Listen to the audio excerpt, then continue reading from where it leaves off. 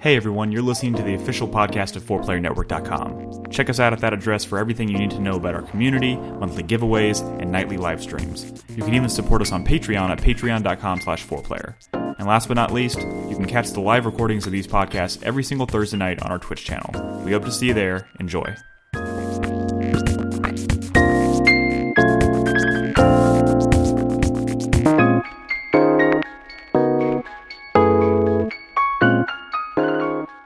Let's start this bitch. Hey everyone, welcome to 4Player Podcast, episode 663. It is December 3rd, 2020. My name is Nick Henderson. Joining me tonight, Brad Simons. Has there ever been a great James Bond video game? Nolan Hedstrom. That's what I was asking Nick about earlier. God damn it. How's it going, everybody? God damn it. Christopher Davis. Good evening. And as you probably heard, David Lau is joining us. Hello, David. Hey, what's up? These guys finally decided to add a little bit of Sriracha to their mayonnaise, dude. Is that a euphemism? You're not Sriracha. What else am I? What else would I be? Duck sauce. You got a little Sriracha mayonnaise here. Whoa, Oh. Easy, buddy. I don't think that mayonnaise, the most mayonnaise of us all, should be saying that. I get it now. This is inappropriate. We should move on. Anyways, welcome to the show. I'm David. I'm actually the true Julia fan over here. Oh my god. God damn it. You wore that last time you were on. It's not cool. No, not on this. I'm not with these guys, right? This is the No, one that says. This one's the one that says "I love Julia," and then at the bottom it says "More than bread." Wait, that version of the shirt sucks, but the other one's good. Wait a second. Is there a story here that I'm just not familiar with? How do you have a shirt that says "More than bread"? I made it. Oh, It does say that. He posted a thing where it's like, somebody make a shirt that I want this shirt because Ganryu is a big Julia fan from Tekken, and he's always podcasting with a "I love Julia" shirt. And he kept tweeting about like somebody should make that shirt, and so I made it. there you go. Well, lovely. It's a good shirt. I'm getting distracted. God, can we focus? This is why I love having you on, David, because it's so unpredictable. The show is going to go off the rail. Spicy. Somebody compared you to spicy for the pepper. Somebody said you might be horseradish. Is that inappropriate? I don't. Said Brad is horseradish. Well, when I Brad had is really horseradish. long hair, Dang, when I had really long hair, like down to my shoulders, the cooks at the Chinese restaurant called me El Caballo.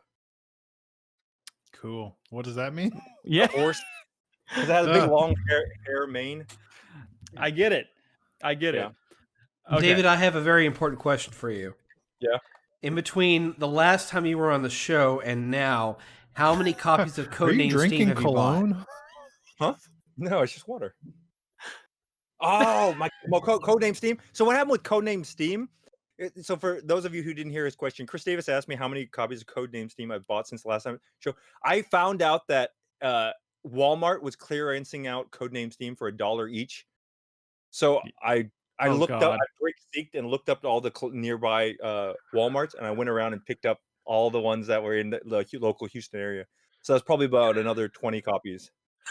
That's oh my I god. probably had 40 copies. Oh, and then Dwight. Oh yeah, Dwight was in Austin, and he was like, "Oh, I'll go to Walmart and pick them up," and he picked up probably another 8 copies too.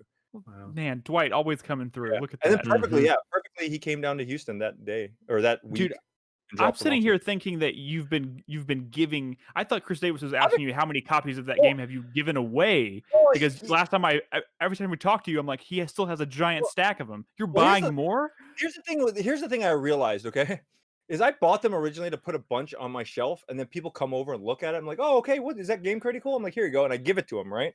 But like people online, they're like, hey, I'm interested in trying the game. I'm like, yeah, sure, I'll send you a copy.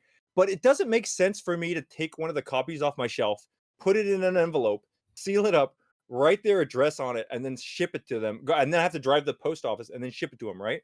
Like with Amazon right now, it's like $6.59, like $6.99 on Amazon. So you're just gifting it on Amazon? Yeah, I can just type in their address and just ship it directly to them and save myself the trouble of going to the post office and like.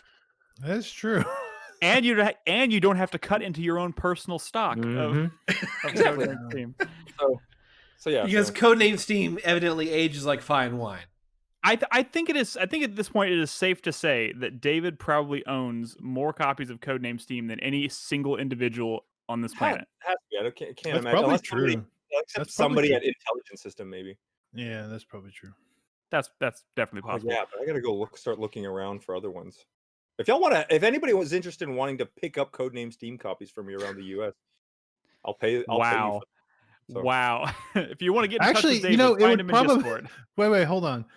They could do that, but it'd probably be easier if they just bought copies off Amazon and shipped them to you.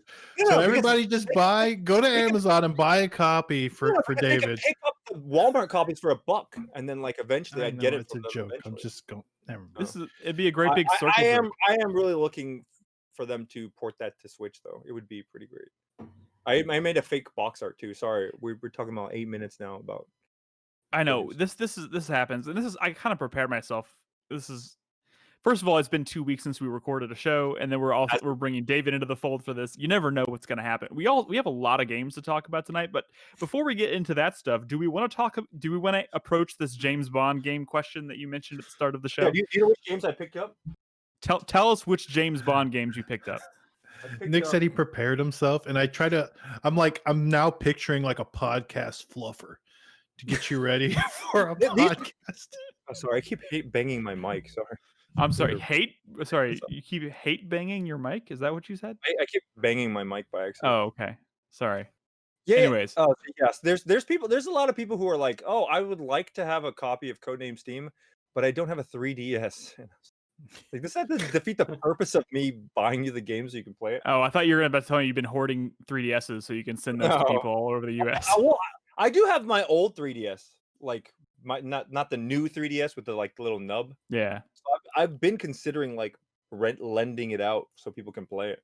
You know, I haven't opened my 3DS in so long. I wonder if I would be re-impressed by opening it up and looking at the 3D effect again, because it's been that long since I've looked at it. Did you get a new 3DS? Remember the magic? I got the Majora's Mask limited edition system. Was that one good? Oh, it's like black and like gold, right? Or brown. It's gold, yeah, with the but it wasn't like on the front. Brad, do you remember these kids are probably too young, but you remember when the Nintendo 64 came out and they had the gold cartridge, the gold cartridge Zelda, Legend of Zelda? I remember like, that was a big deal, How right? dare you? Of course we Were you remember. old enough? Were you? Yes. Nick's first game was Final Fantasy. It's getting to a point. It's getting to a point where people like I talk about games and people are like, I have no clue what you're talking about. Speaking of talking about games, yeah. Speaking of video games, Agent Under Fire. This one's stupid because Pierce Brosnan's face is blocked out. Well, Pierce Brosnan's not in that one. Yeah, they wanted it to look like Pierce Brosnan, but not pay for using the likeness of Pierce Brosnan. They were trying to capitalize on the popularity of Pierce Brosnan, but they didn't use him. I didn't realize Heidi Klum was in this game. I have never played Everything or Nothing. That is one of Nick. I've told you about this. That one's like a hidden gem. This is Believe amazing. Me, I know. It was an amazing copy because it had the manual and it was like super great condition. And then I also picked this one up. I've also never played From Russia with Love. That's funny. You know Sean Connery died, right? Yes, we are aware. Rest in peace. Speaking of Sean Connery dying, Nick, you've been playing Assassin's Creed. Okay. Are we starting with Assassin's Creed? I don't know. You want to start with my game? I feel like we have to roll with it. Let's just get the Assassin's Creed Valhalla talk out of the way for a second. Why do we got to get it out of the way? Sorry, I know. I assume it's mostly just because I've been doing this podcast for so long, and I'm just so used to just like the word Assassin's Creed coming up, and everybody but Nolan and myself just kind of like tuning out. Yeah, it's Assassin's Creed, but Nolan, you have played more of this game than I have. Somehow, despite the fact that you haven't played it in like 2 weeks. I don't know how that. Well, I think that's mainly just because when I first got it, I played it for a good like 25, 30 hours in the span of like a few days. Like I played a lot of it when it first came out. Damn it. It sounds so nice. And so I think that might have been, I don't know, that I didn't take a 4-day weekend. I can't remember. Anyway, whatever. It doesn't matter. I played a lot of it. And I think it's mainly because David had mentioned something before we started recording that this doesn't seem like an Assassin's Creed game. And I think that's why I'm enjoying it. Well, here's the thing. I feel like the last 3 games, since Origins kind of rebooted the franchise, it hasn't really felt Origins like it. rebooted. Origins is the one, Origins is the one that you play in Egypt, for Right. like temples and pyramids. But and stuff. the gameplay shift from everything Origins is the dividing point. Everything before Origins was like classic Assassin's Creed, like Assassin's Creed 1, 2, 3, all that stuff. Origins started this new style, which is much more RPG-esque. Really? A lot more exploration. Basically, the developers played like Witcher 3 and Dark Souls and stuff, and they said, Yeah. you know what, let's just change up Assassin's Creed. And for the most part, people have kind of responded pretty Really? positively to So- those changes. So what's different? Because when I played the old Assassin's Creed, I would be walking around, some guard would see me, and they go, "Oh, there he is!" And then I'd spend the next 20 minutes like the Metal Gear Solid running away, Yeah. and then diving Yeah, into. That's the first game. Yeah. Yeah, Well, that I started up Origins. I tried it. I only played like an hour, but like immediately the first confrontation, I was running and I was like jumping along the rooftops of like. well, here's the thing. Plot- Pre plot Origins, the series has been very much about like trying to like force you to kind of play as an assassin. Origins kind of shifted away from that, and like it gives you the options to play it as an assassin, but it also makes you very like combat heavy. So like you can get into straight up brawls with people, and that's perfectly valid way of playing the game. In fact, it's kind of unavoidable, and I think that's kind of stayed that way. Odyssey was also very like melee focused as well. In fact, I would say there's very little in the way of stealth in Odyssey for the most part. I mean, it's a Good, know. because the funny thing is, I saw Odyssey was a glitch. They were like, I don't know, they were like, there's a shark in the water or something, and they were like fighting a shark. there are sharks that you do It fight. made me Yeah. want to play it, and I bought the game, and I still haven't. I just installed it. That's it. I Wow. never turned it on. Well, how was Valhalla, Nick? Yeah, And Valhalla. Nolan. Well, I mean, go ahead, Noel. I mean, So I was just going to say that I've played both Origins and Odyssey. Probably a combined total of maybe 20 to 30 hours of both of those total. And Each or for total? some total Combined. combined, so like 15 hours each. Let's just say It's that. not that much. Not to. I know it's not. And for some reason, neither of them got their hooks in me. I don't know if it was the setting. I thought I was going to enjoy Egypt. I thought I was going to enjoy Greece. I don't know if it was the story. I honestly don't know what about them. But for some reason, it could have just been timing, release season. And You could have that's a been good more point too, interested in Brad. something else. I probably was just wanting to play something else at the time. What- This one, however, even though there are other games I definitely want to be playing, has gotten its hooks into me. I've so been the video- enjoying the. Go ahead, sorry, David. sorry. The video playing right now is I don't know why I kept thinking it was Red Dead Redemption. This is Valhalla well, right now, right? this Yeah, is, it yeah, is. well, of course, yes. Sure. It takes place in the like the southern, United. I'm gonna say United Kingdom area, but like the Isle of Britain. I don't know what it was fucking called back then. I can't remember. England, I guess. I think is what they refer to it as. Yes. Yeah, We'll just go with southern England. Southern England and like what 1800. Don't ask me the year. Sorry, I forgot what. Like you guys have talked about the next gen stuff, right? Wait, no, Y'all- not 1800. Y'all all have way PS5. earlier Right? than that. Yes. And Yeah. we know you have an Xbox, and we want to talk about your Xbox because you got a Series X, didn't you? Yeah, I got a sex box. All right. We'll talk to you about the sex box in a little bit. Focus. Anyway, so Assassin's Creed.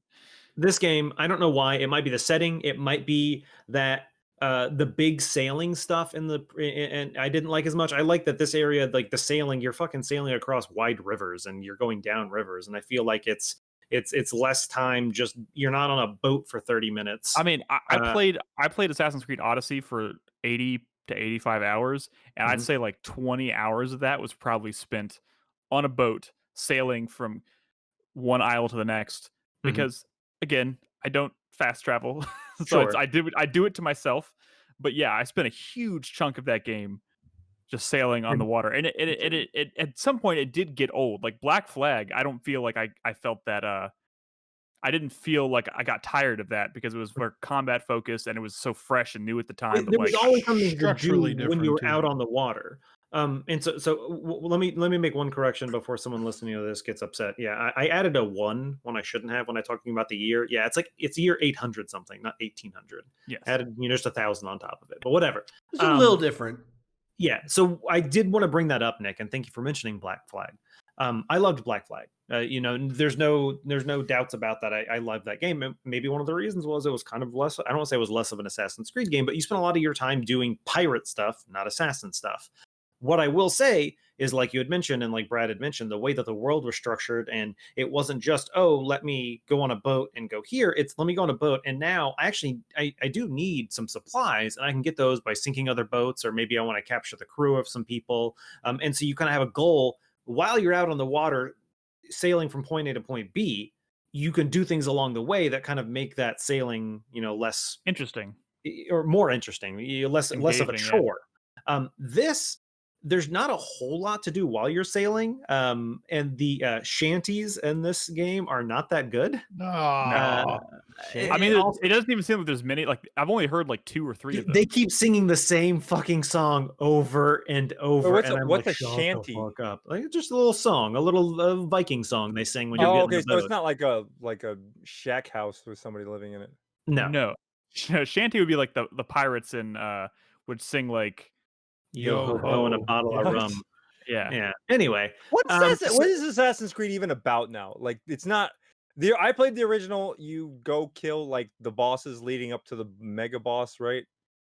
Like you have like Okay, 4. sure. You got to kill the priest and the cardinal and the bishop to get to the. It's not king or like that something. anymore. I'm dude. not It's certain like- they're Assassin's Creed they're like knows Witcher what games. it's wanted to be for the past 8 years. Oh, we can't have a but it's conversation. not- so this a one's not like grander God of War, conversation right? about Assassin's Creed right now. Well, because it's not like God of War, right? Because like you're running around in Nordic times. There is very much there is a story happening here, and honestly, I'm 25 hours into this game, and I've been playing a lot of. I mean, I've been free roaming for most of that time, and haven't done what I would say is a ton of the main story. And that's not because it's not interesting necessarily. It's because there is so much other stuff to do, and it's all kind of tangential. Like you do have when you build you spend a lot of time focusing on building your settlement here, and you're literally trying to attract people to your settlement, and they come and then they set up shops, and then you have to build their shops for them to make them so they can do services for you and stuff. And one of the places you do set up is an assassin's bureau, and that's kind of the connection. You go with the assassin, you meet these assassins in Norway, and then for all intents and purposes, you are not an assassin. Yeah. You have some people who are with you who are literally part of the Assassin's Brotherhood, and they're kind of tagging along. And yes, some stuff happens, and maybe more stuff will happen later on. But as of now, I don't really consider myself an assassin. But here's the thing, like Assassin's Creed Origins 2, you weren't really necessarily an assassin. You were on a store, like you didn't really like that was the kind minor spoiler alert, but like Assassin's Creed Origins very much builds to you spend like 60 hours playing that game, and it builds to a moment where it's kind of like, oh, that's how this connects to the rest of the game. Like the final like revelation is kind of like, oh, this is kind of how the order of the assassins was born. And you don't really get that moment until like literally the very end of that game. And then Odyssey was okay. What? Hey, weird. Look, just because we've talked about Assassin's Creed so much on this podcast, and because it always this is why I don't want to talk about Assassin's Creed. No. You don't even know what I'm about to say.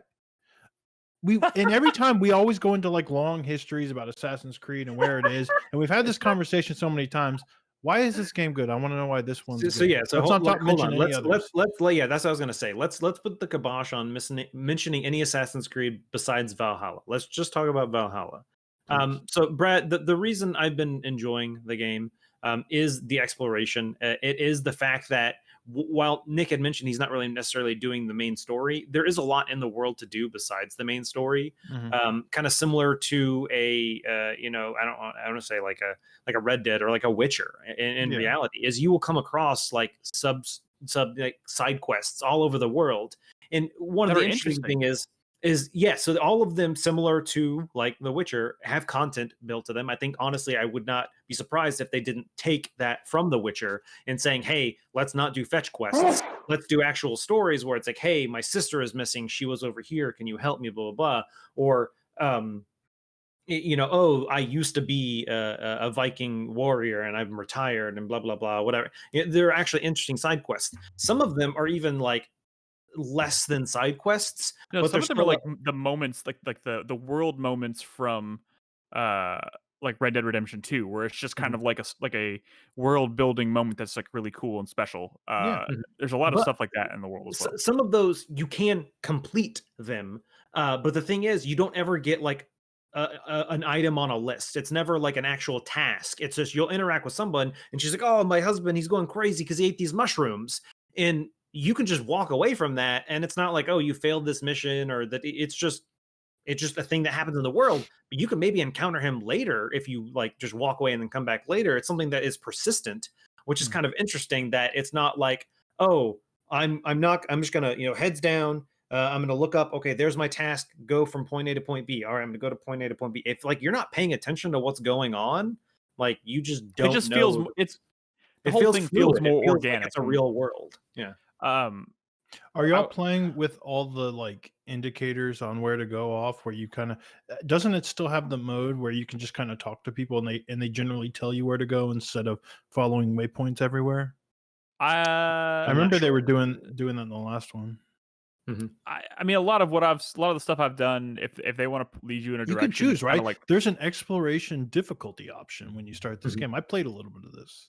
I Yeah, might have but chosen the default one, so I'm not sure. I will say Okay. this: when the game first launched, they didn't have some of those options, and they since patched some of them in. And I haven't really gone in and explored them yet. I probably should, but I know you can turn a lot of stuff in the HUD off and just kind of explore it. But like the HUD hasn't been too distracting yet for me, anyways. This game, it looks like I pray to God that one day an Assassin's Creed game comes out in like fucking June or something, because there's always something I care more about at the time and it doesn't mean I wouldn't be interested in this type of game. I'd absolutely play. I've played games that I find far less exciting, like Red Dead. But this one, I mean, but I'm gonna play Yakuza or Cyberpunk or whatever instead, and it just sucks. I mean, honestly, and then like 6 months from now, when other people are willing to pick up an Assassin's Creed game, I'm not anymore, right? I'm just kind of, well, let's see what the next one does. Maybe it'll be in another cool location. And I've been doing that literally since Origins. You're right, but it's always going to come out in November. I would be shocked if they ever release it outside of November. Yeah, well, which sucks because like they also released Phoenix like Immortals like today. Well, I am going to play that because that's I know, but like it's like Breath of the Wild. I want to play it too, but like Cyberpunk comes out next week. I'm still like barely waded into Valhalla, and like I have 3 enormous open world games I would like to play, and that fucking sucks. Let me ask you a question. Is there a reason to play this one over Odyssey? Like they've put in enough improvements where if I wanted to start the new age Assassin's Creed, that's a good question. I mean, I'm gonna pick this one up. I'm gonna be honest. It's kind of hard to put my finger on. I do think the world in this game is maybe the best one that they've done, and just in terms of like making it feel organic and fun to explore, and there's so many mysteries kind of hidden around it. But like I could say the same thing about the last 2 games. Odyssey is what setting? Greece. Odyssey is Greece. Oh, okay, Origins really? is Egypt. So, I still think Egypt is like Origins is my favorite, just because. I mean, how do you beat pyramids? You're not gonna beat pyramids ever. They're the pyramids. No, it's cool. No, I'm still waiting for the futuristic Assassin's Creed. You know, when it's like in the future with like laser beams and. Thank you. 2077. Thank you. Okay, guys, I'm waiting for the futuristic Rockstar game. He's trolling you, by the way. So Who? I'm just Me kidding. or I know you're not trolling. Here's the thing. I'm curious. There is it's like one of the things I wanted to mention There's is like no Assassin's Creed Japan. Not yet. No. Okay, And yeah, I would also it's coming wait for that. Whoa! Guys, Let's flip the script. whoa. Let's flip the script. Hold on. Can I- This is okay. Fine. What if What they if did Assassin's Japan? Creed Japan? You're like an assassin, but you're an idol, and you're like a part of Dude, like a group. So Nolan, you joke, but I'm saying, you know how everyone's all like, Assassin's Creed should do Japan finally, and everyone's imagining like Ghost of Tsushima era, right? Yeah. But like, what if they did like modern day Japan, or like like Japan? I don't know, like fucking 80 years ago or something. I mean, like ancient Japan. You say That'd that, be and I crazy. think it's interesting because I do think it is about time that they need to do something dramatically different with their Yeah. setting. I'm not ready for them to go like generic futuristic sci-fi, but like Generic. modern-day Why is it Japan. generic?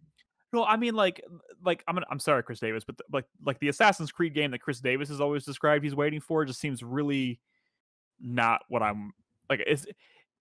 I'm not trying to throw you under the bus here, Chris Davis, but like it just sounds like some generic is a little sci-fi bit. movie, and I don't. That's not what I'm hoping for. But like Generic? like a mod. I'm just Why does it wanting keep a saying like modern generic? day. Just take what they were Futuristic. trying to experiment with 3 and just make that into a game. Just do that. All right, I'm sorry. Now we're talking about This Assassin's is- Creed 3. That's how you know we've really fucked up. Can I just mention Yeah. the one Back to thing I was trying to actually get out of here because What's up, Nick? one of the cool things, like one of the cool like, you know, in a lot of them Assassin's Creed games or all of them, they have some kind of like sci-fi component you're trying to explore, right? And the thing that I always remember, my favorite one was always in, was it 2 or Brotherhood, where you're finding the visions of Eden and you're Mhm. finding the pieces, and it's like you get like a 30 like a 3-second snippet of like this weird size like That was sci-fi. 2. That was 2. That That was was 2. 2. Yeah, that was amazing, and Yeah. it kept me like super engaged that entire time. This kind of has something like that. Something similar. and- Are you talking about the and- glitches in the Yeah, and yeah? but the glitches you find. So I was walking through the world, right, and I saw what I thought at first was like a literal glitch in the game. That's like, what I it's thought, supposed like, to look like. It looks I supposed to thought look the like the graphics game's fucked fucked. I up. thought it was like artifacting and stuff. I'm like, what Yeah. the fuck's going on? But it was this tree that was like glitching in and out of and I walked up to it, and you trigger this it's It's like a puzzle. what is it, what a puzzle, but it's essentially like this platforming sequence that raises into the sky, and you're just like jumping onto these platforms, and you're turning these beams that like make platforms appear and disappear, I've and you're seen some of that stuff. and that stuff was pretty cool. And That's at the end cool. of it, That seems cool. you unlock this like mysterious video, and it's like a 2-second snippet, and I was like, ooh, I want to know what the fuck is going on there. Okay. And like that's the kind of Okay. shit that I'm here for. I think Yeah. I've done 2 or 3 of those so far, Nick. And yeah, whenever I see one, like I'm like, well, I'm gonna go check that out now. Like it is. I do want to know what's going on. Yeah. It's pretty That stuff cool. seems It's pretty cool, but like, let me tell you, man, still don't care about Vikings. Has there been much Norse mythology crap in this? Or? Yes. So that's what I was gonna ask, Nick. Have you been to the 3rd area? No, I'm still in the first area. I mean, Okay. other than Norway, like the Okay, like the there's first an main interesting area. 3rd area you go to that I don't want to spoil. Don't do it. Yeah, I'm not going to. And Brad, there's some interesting stuff there. I'll say without spoiling. You know it. what, Brad? Maybe you should try watching the show Vikings. See if it gets you. When they first started like kind of showing off this game, I was thinking about that. Like maybe if I watched like Vikings or some other Viking fucking show or some shit, I'd be so like hyped because that's how I get sometimes. I mean, I would totally play this game, but Vikings wasn't really like the thing just I was timing. super hyped for either. But I mean, So, it's Nick, pretty cool so far. I don't know. Nick, quick question. You had mentioned that you're kind of stuck story wise because you're having to do something at your base. Is Yeah. that the building the hut for I forget the seer? Yeah, essentially. I mean, That's what? when you do that. That's when you go to the 3rd area. Okay, So I would It- definitely recommend trying to beeline for that because some interesting stuff. I'm working on it. Okay, we need to It's- move on. I know okay. we've talked about Assassin's Creed for a while. I hope that painted a picture of it that maybe entices some people to try. I think this game is great.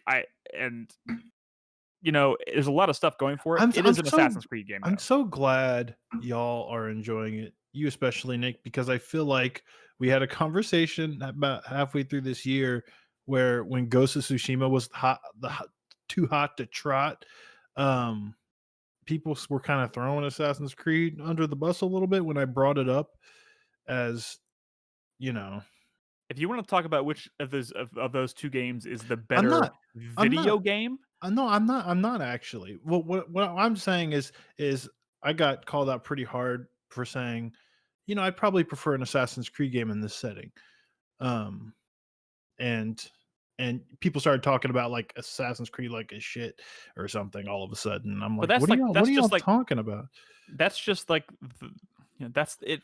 It's a never-ending cycle. It's like that will always be the conversation. So I've just tried to like I mean, I like the series. I love the series. So I just try to focus on that. So because you're always every single game that comes out in this series, I hear this argument and it drives me crazy, but I just try to ignore it, which is like, this would be a great game. Too bad it's an Assassin's Creed game. Or I wish it was, this game is great. I just wish it wasn't an Assassin's Creed game. And it's like, but it is an Assassin's Creed game. And you just said it's great. I feel like that's the conversation people used to have, but like with these last few games, like the general vibe of surrounding Assassin's Creed is like, yeah, these games, I mean, they're long, but like, the vibes are generally pretty positive. The reviews are certainly good.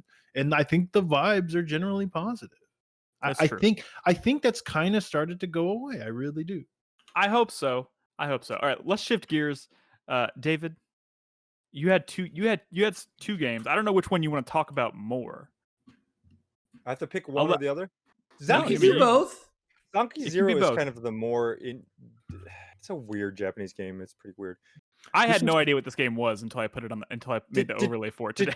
Did you guys ever play any of those old like Lands of Lore games where you like the I didn't map think is you'd bring up basically, that. the map is basically like tiles and you hit forward and you walk forward. It's like a Batman VR game, right? There was a Batman VR game I think that was Oh, like that. man. You were Well, pulling I up think- some like I think the better reference would be Grimrock. Oh, I never played Grimrock. Legend of sure. Grimrock. Legend Yeah. of Grimrock is probably Okay, the most modern style of. But you like you hit forward Gotcha. and you. Oh my pop, god, pop, this pop, looks like and Legend of Grimrock. Well, it also looks kind of like Etrian Odyssey or whatever, which I Yeah. guess is. Yeah, dungeon crawler. Did you just play start from the very beginning of the video, Chris Davis? No, I trimmed down a little. Okay. So yeah, so it's a okay, so the weird so the really it's okay, so it's made by the guys who made Danganronpa, the whole, Which murder people love series. those games. Yeah, but I don't, because people say Danganronpa and it's like, it's just gonna be another one of these like point and click adventures. Like, I don't know if you guys ever played that first one, but it was like it got really tedious at the end. You gotta like Phoenix write it where you like select on the truth bullet and shoot it, an objection, and you do all that weird stuff. Just Sorry, like in pause. Phoenix Running. I'm familiar. Pause for 1 second. Did I fuck up this overlay? Why? Danganronpa. That looks like Yes, you Hyrule did. Remnant Warriors. Zanki Zero. Yes, you did. I wrote Remnant : Zanki Zero. What the Yeah. fuck? I You apologize. have no idea what he's talking about tonight, do you? No, No, I I do. see that. I thought I made two separate overlays, but maybe I accidentally over. Sorry. Okay, Wait, so well, what, bad. this? Okay, They're So like This game is Zero. not, this game is not called Remnant Zonky Zero. It's just No, called it's Zonky Zanki Zero. Zero. Oh shit, what's it called? Remnant. Something. No, something. What's it called? Anyways, if you look at the picture right now, okay, so there's like okay, so we gotta get into this, okay? So it's the whole murder simulator thing. You wake up on an island. There's like 6-7 other people on the island with you. Why? Why is every Japanese visual novel or I whatever? don't. That's the really boring, stupid part. Okay. Okay. So you wake up on the island. There's 8 other people with you. 8 other people or 9, but I can't remember the number. You wake up on the island. There's a bunch of people with you. You don't know why you're on the island. You find out that the world has been destroyed. You're the only survivors, and then you start going into dungeons to try to like salvage materials. And then like in the first dungeon, one of the people gets killed. And then it turns out that when you get killed, you have these little X keys, these little buttons, and you can take the button back to this machine on the island and regenerate them. But you regenerate them as a kid. So then they're a kid, and then within like 7 days, they will go through their entire life cycle. So they'll be kid, adolescent, adult, like middle age, and then grandfather, like way Senior. past. Yeah. And so that's how you set up your party. You have 4 members in your party, and they go together. And like when you're a kid, you can't do a lot of damage. You hit really weak, but you regenerate really quickly. There's certain areas that you have to be the size of a child to go through to unlock the door on the other side. But then when you get older, then you die really easy, but you're resistant to some. It's weird. So was it one character that does this, or do all the characters do this? All the characters. So there's So one. weird. So you shuffle them through, and while you're going through like a dungeon, maybe you'll lose somebody, and then you'll have to like swap somebody in, but they're aging as you're going through the dungeon.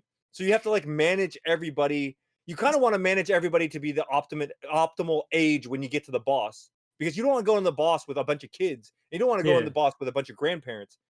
So yeah, I don't want to do anything with a bunch of kids. Vang in chat. Is this a real scenario? Vang in chat says, "We need someone to be child size. Kill someone." Damn it! I was about to fucking say that. No, That was I the mean, next thing. Is no, like, I I'm mean- about to go I mean, into a there- dungeon, and I don't have any kids. So sorry, James. We got to fucking kill you no, so you can be a pretty kid. much. That's the thing. Sometimes you just like, I want this person to die so that I can regenerate them, and by the time I Nice. get to the boss, they'll be a certain age. So like right now in the video, it's in the classroom scenario. So there's a big Mhm. mystery, right? And it seems really stupid in the beginning, because you're like, well, why are we all on the there's like there's a bunch of different. Okay, so this is something that probably Nick will like. like every one of the characters kind of has like a fucked up past. So How like dare there's you. what there's one kid that's David. there's You have to say they all have dark passengers. no dark fucked up past. There's one kid. So every level you go and kind of go look back at one of the people's lives, and it's like they all kind of like trying to keep their secrets. Like like the cute girl, it turns out she was like a big slut in school, and like she slept with her teacher and slept with like everybody, and and so she's like trying to keep it hidden, and you find it out later. There's one kid that like he's a bondage artist, so he's like he ties people up as like an art form, and it turns out shame. but it turns out like his mom used to like she would go out and try to like meet guys, so she would tie him up like and tie him to something and then leave so that he wouldn't like get into trouble. And He so would like he would get his mother to like Oh no Jesus Christ! his mom would tie his him mom up. would tie him up.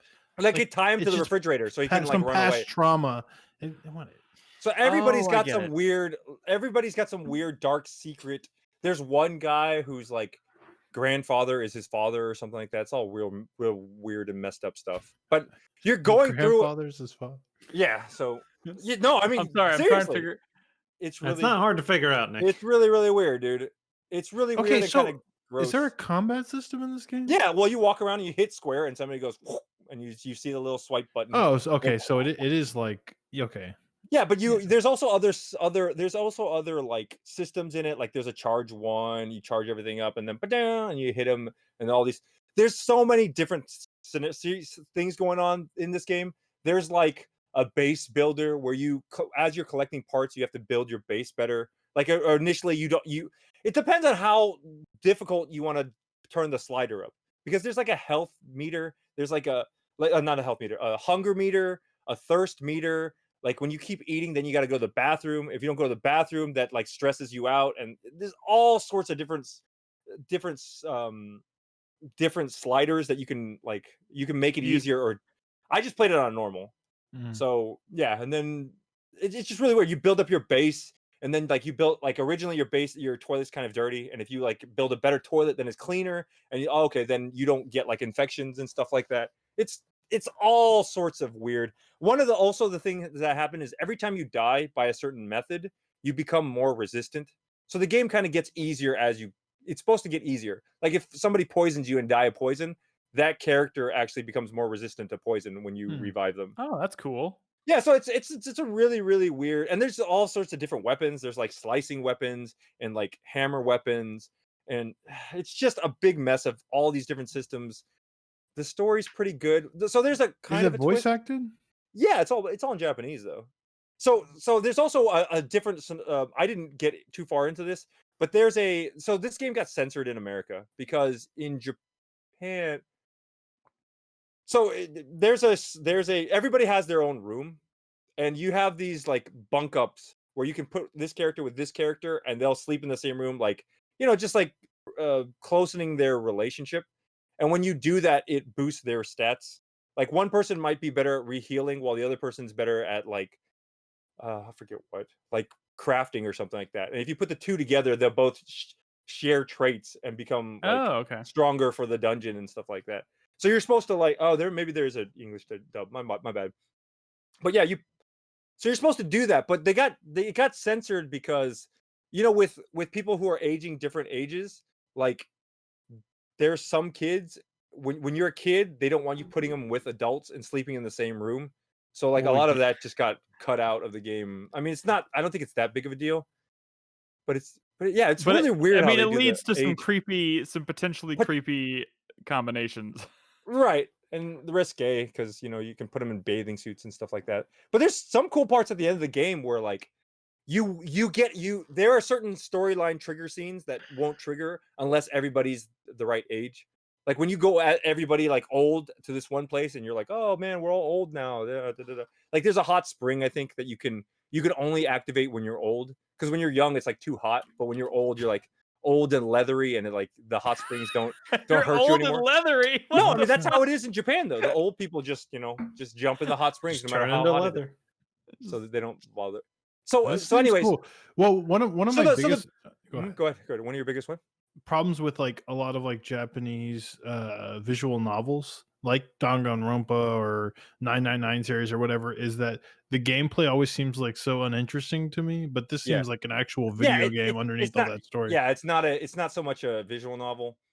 The one thing I will say, it's like every Japanese game, man. The last third of the game is like a super mega grind, like Yeah.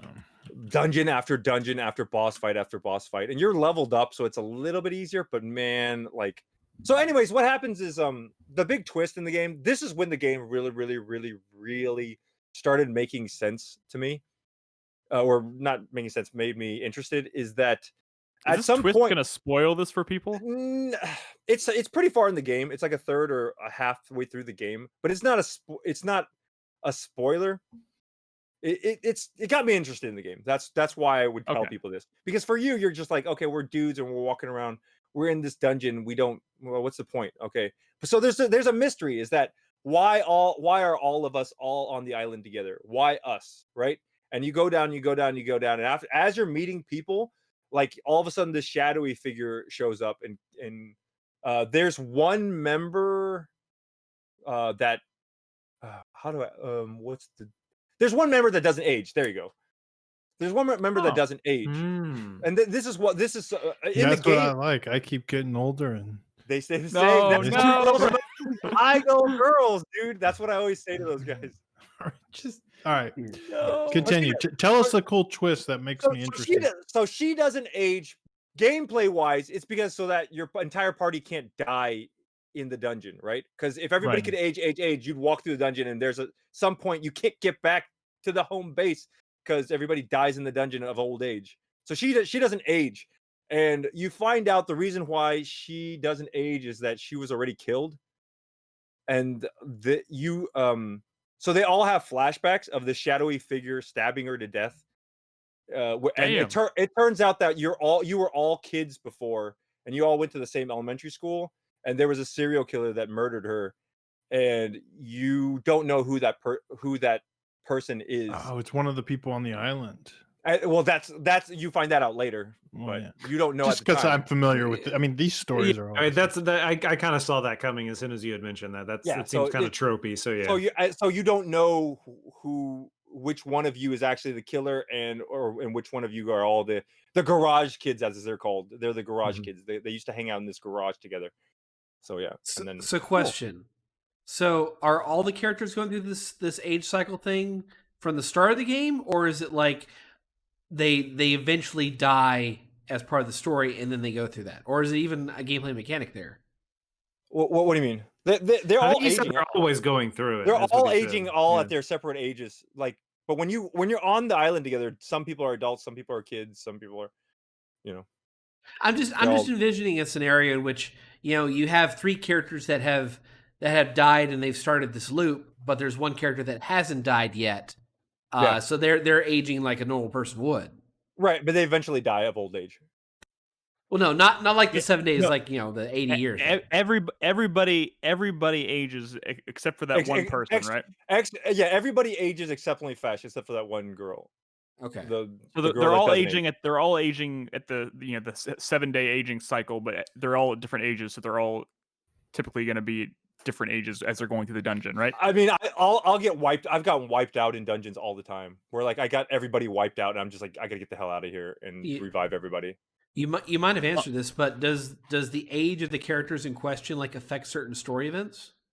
Not main story. Everybody has to be alive whenever you get to a boss, because everybody's got to do their dialogue. Mm-hmm. But there's certain side quest things where it's like, oh, you need this person to be this age and this person to be that age, and then or else it won't trigger. But It's a weird game. It's really weird. If you look, I don't know if you've seen it in the video, but you'll see some characters that are like old grimy ass grandpas, and you're like, who's the hottest leathery lady? It's hilarious because you see everybody in all forms, right? You see them all as kids. You see them all as leather people. Yeah, old leathery. I mean, they're like nasty leathery, like with boils on their nose and stuff like that. And you're like, dude, yeah, it's so gross. Yeah. But yeah, cool. I mean, it seems was cool. an interesting game. I've never tried Danganronpa, but I always heard good things. And then I heard this was from those people, and I'm like, man, maybe I should try this because it looks more my style. It's way more interesting than like a Dangan game or like what's the other one? Is this on There's another- Switch? I saw somebody in I chat think say so. there's not a Switch version of this game. Maybe It's I'm not? Oh fuck. let me. It's on let- PS4 let for me- sure. There is one game that I tried a demo of that came out that reminded me of this. I think it's made by not the Danganronpa people, but man, I'll never remember. the David, what's fucking up name. with that one girl that has like a fucking robot arm? Oh, that's Sachika. That's the girl who can't. So Can't age. Oh, Yeah. have you ever played AI That's the Somnium file? dang, it's on my shelf right back there, dude. Yeah, I've heard good things about it. Okay, I'm playing that game next. There's a demo on Switch. So I impressionable. tried the Oh, demo. okay, yeah, I probably have to mention this is pretty like a dungeony crawler. So you have to like going into dungeons and like fighting dudes and inching your way through and like revealing more of the map in the map, and then bam, you step on a trap and like half your guys die. It's pretty brutal in that way. Yeah. I mean, it looks very. You know, when you like, get hungry, then you don't hit as hard, so you have to like carry. It's a lot of management stuff. You can turn that all that stuff down if you don't want to. You just play it on easy, and everybody dies in one hit, and you just experience it for the story or the. That's cool though. I don't know, but the mechanics definitely make it sound like kind of the mechanics that you've described to me make it sound more interesting. Like the story is cool, I guess, but like a lot of these like survival. I mean, maybe that's just because I've gotten into survival games over the past 2 years. So like all of these like little survival mechanics and stuff in there actually sound really interesting to me. This looks like the movement though through this game looks like Legend of Grimrock. Yeah, So if somebody's hit at home forward. trying to picture this, just think moving around like a grid pattern. Like it also maybe reminds me of Persona a little bit, kind of, in that you're just. Is that off base? Because I mean, like that's a game where you're just going endlessly into a dungeon, right? Like that's kind of when Persona started out, it used to be first person like this. So really in the dungeons, yeah. I had no idea. Wow. So at this point, I just looked at a TV, and the TV reveals like the Midnight Channel story. Yeah. See, Persona. Anyways, so Sorry, my thing is delayed.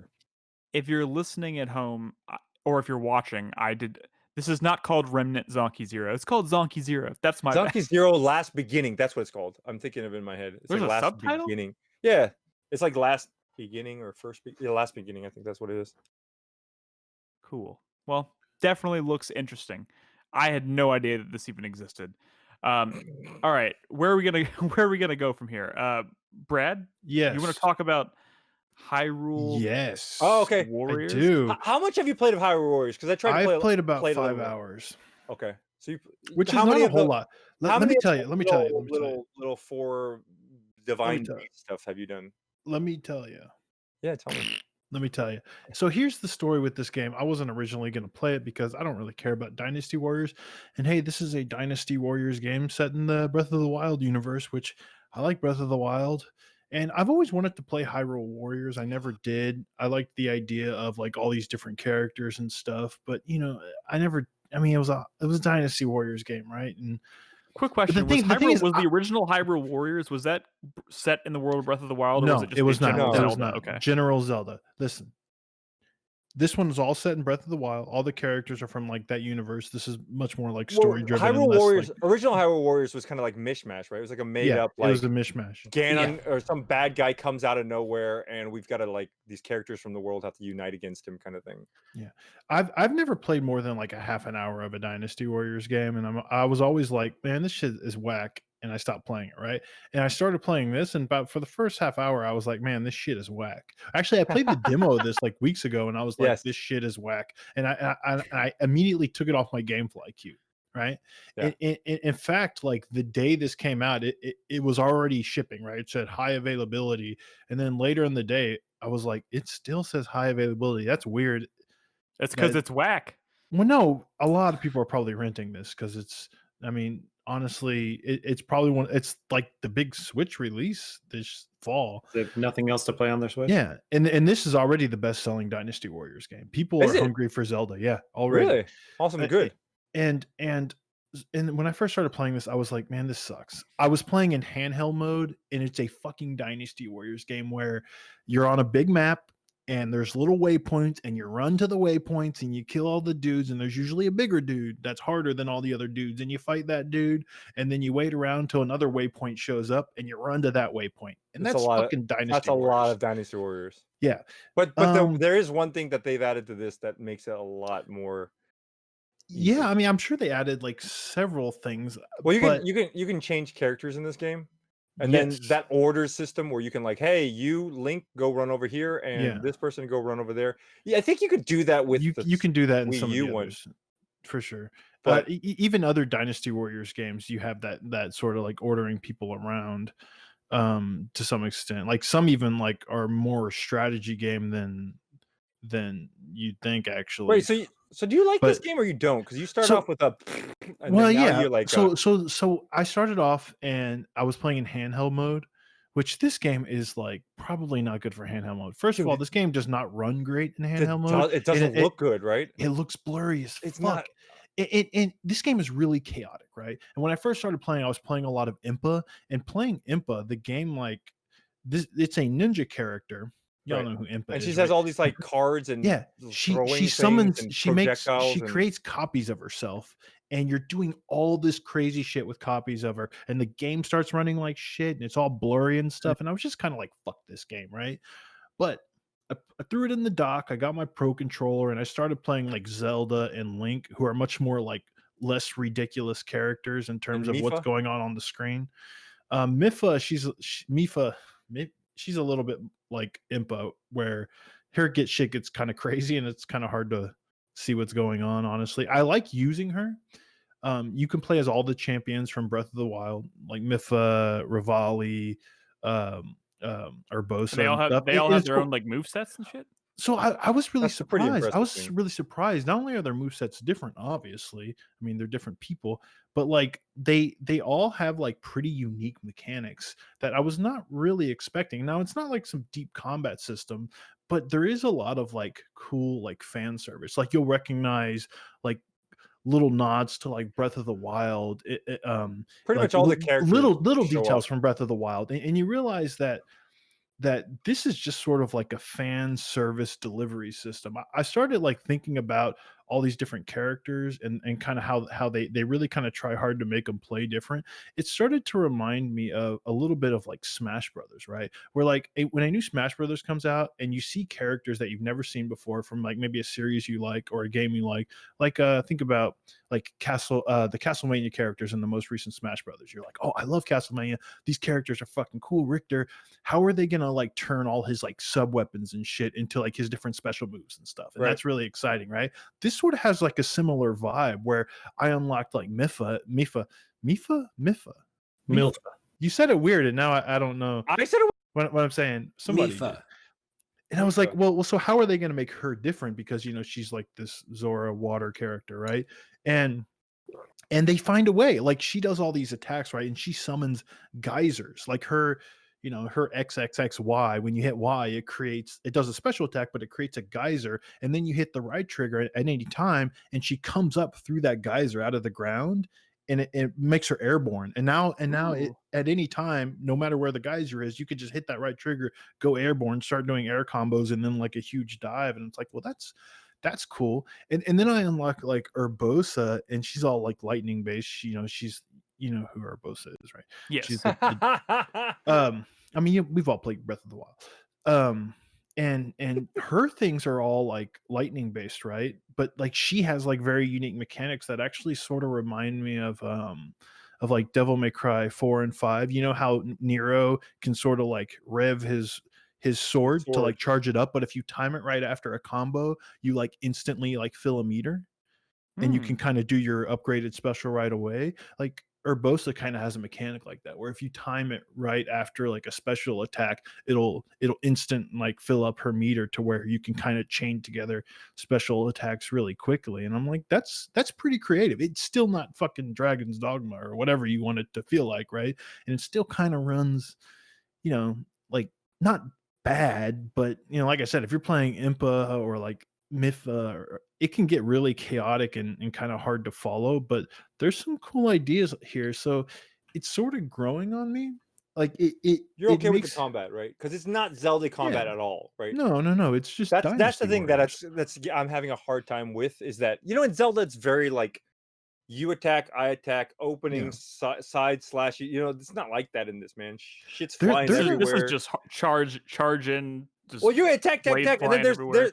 but you're like having to combine like cryosis. What are the So things? yeah, You can every make a character block. can use like the tablet attacks, right? With the bombs and like the magnesis and like the ice and stuff. And every character kind of uses it a little bit differently. In fact, Zelda, at least at this point in the game, doesn't even have a weapon. All her combos and attacks are just like crazy versions of like the tablet abilities, which is kind of cool. I think I use her after this, but You end up like flipping off blocks and gliding through the air, and yeah. it's just all over the place. That's the thing I'm having a hard time with. It's just because I'm just pressing buttons, and all of a sudden I'm flipping over this and Well, flipping over that. so even different, at least Link can use different weapons, which gives him like different move sets. And at first I thought Link was just kind of whatever, and that's why I was trying like Impa and stuff.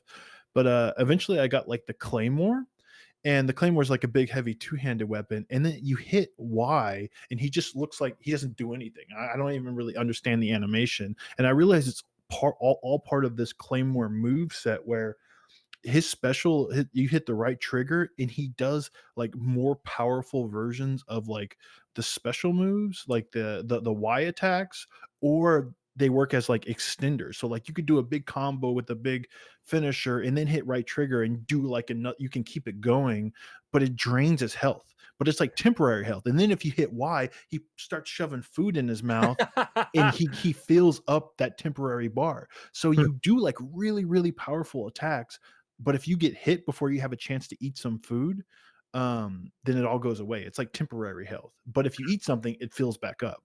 So Weird. it's like this whole move system that's designed around like being risky and overextending, but then making sure you have like the opening to actually hit that Y button to eat something to get your health back. And I'm like, that's really cool. Like they always put some a lot into it. They do put a lot of thought. You never played the original Hyrule Warriors, right? No, But I like those didn't. other characters, there's like Linkle, and there's like this fairy sorcerer, and she like makes waves and stuff, and with cards or something. It's so weird. It's really, really weird, but it's awesome. It's like pretty to see all their moves and stuff.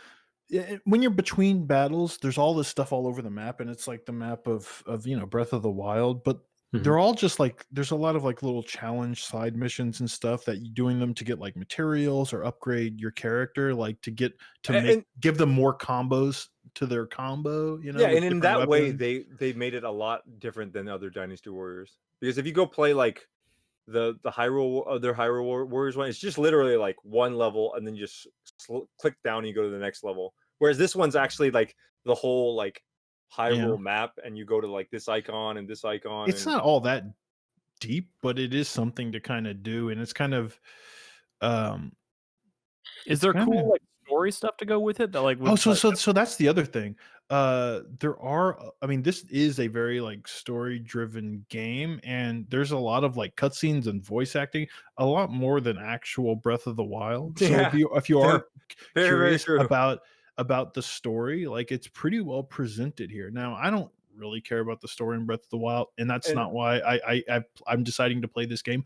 I played this game because I don't really have a lot on my Switch to play outside of like every time I turn on my Switch, I have some things, but I just been playing Hades, and I'm trying to stop playing Hades. So I wanted something new to get me off of Hades, and I thought this would be just a good time killer to play on my Switch, like during my lunch breaks and stuff. And again, I was very cold on it at first, but I've been warming up, and I guess I might keep going. I want to see how other characters play. I'm not expecting the story to be like amazing. I'm going in knowing that it's not. I mean, it's already more story than Breath of the Wild. I mean, the thing is, like the story of Breath of the Wild isn't. I wouldn't say it's great because of like necessarily like the content of it. There, I just think the presentation of the story. It's always simple. Zelda's always simple. But see, the presentation, it's not. Most of it's not even voice acted. At least there's a lot more voice acting here. So like, I know, but like the strength of Breath here's of the some Wild Zelda, were never. by the way. Here's some Zelda coming. She's like rolling a giant bomb and stuff. Yeah. See, this everything. looks fun. I mean, the thing is, the strength It's of Breath of mindless. the It's mindless, Wild, but kind of satisfying. Yeah.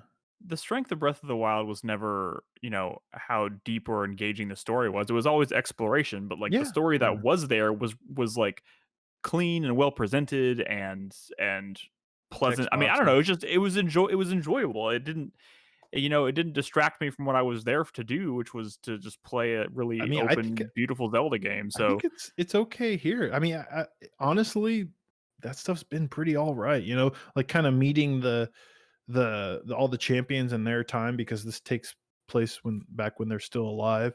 Yeah, a lot of There's like characters are a lot there's like younger. time travel in this game, so it gets weird. I mean, I can tell you what right now, like I've never ever been interested in Dynasty Warriors game, but like if I was to ever play one, I feel like this would have to be it because Yeah, I I mean, love sure. Breath of the Wild, and this I definitely almost is scratching. Just watching the What- footage is like scratching that itch a little bit.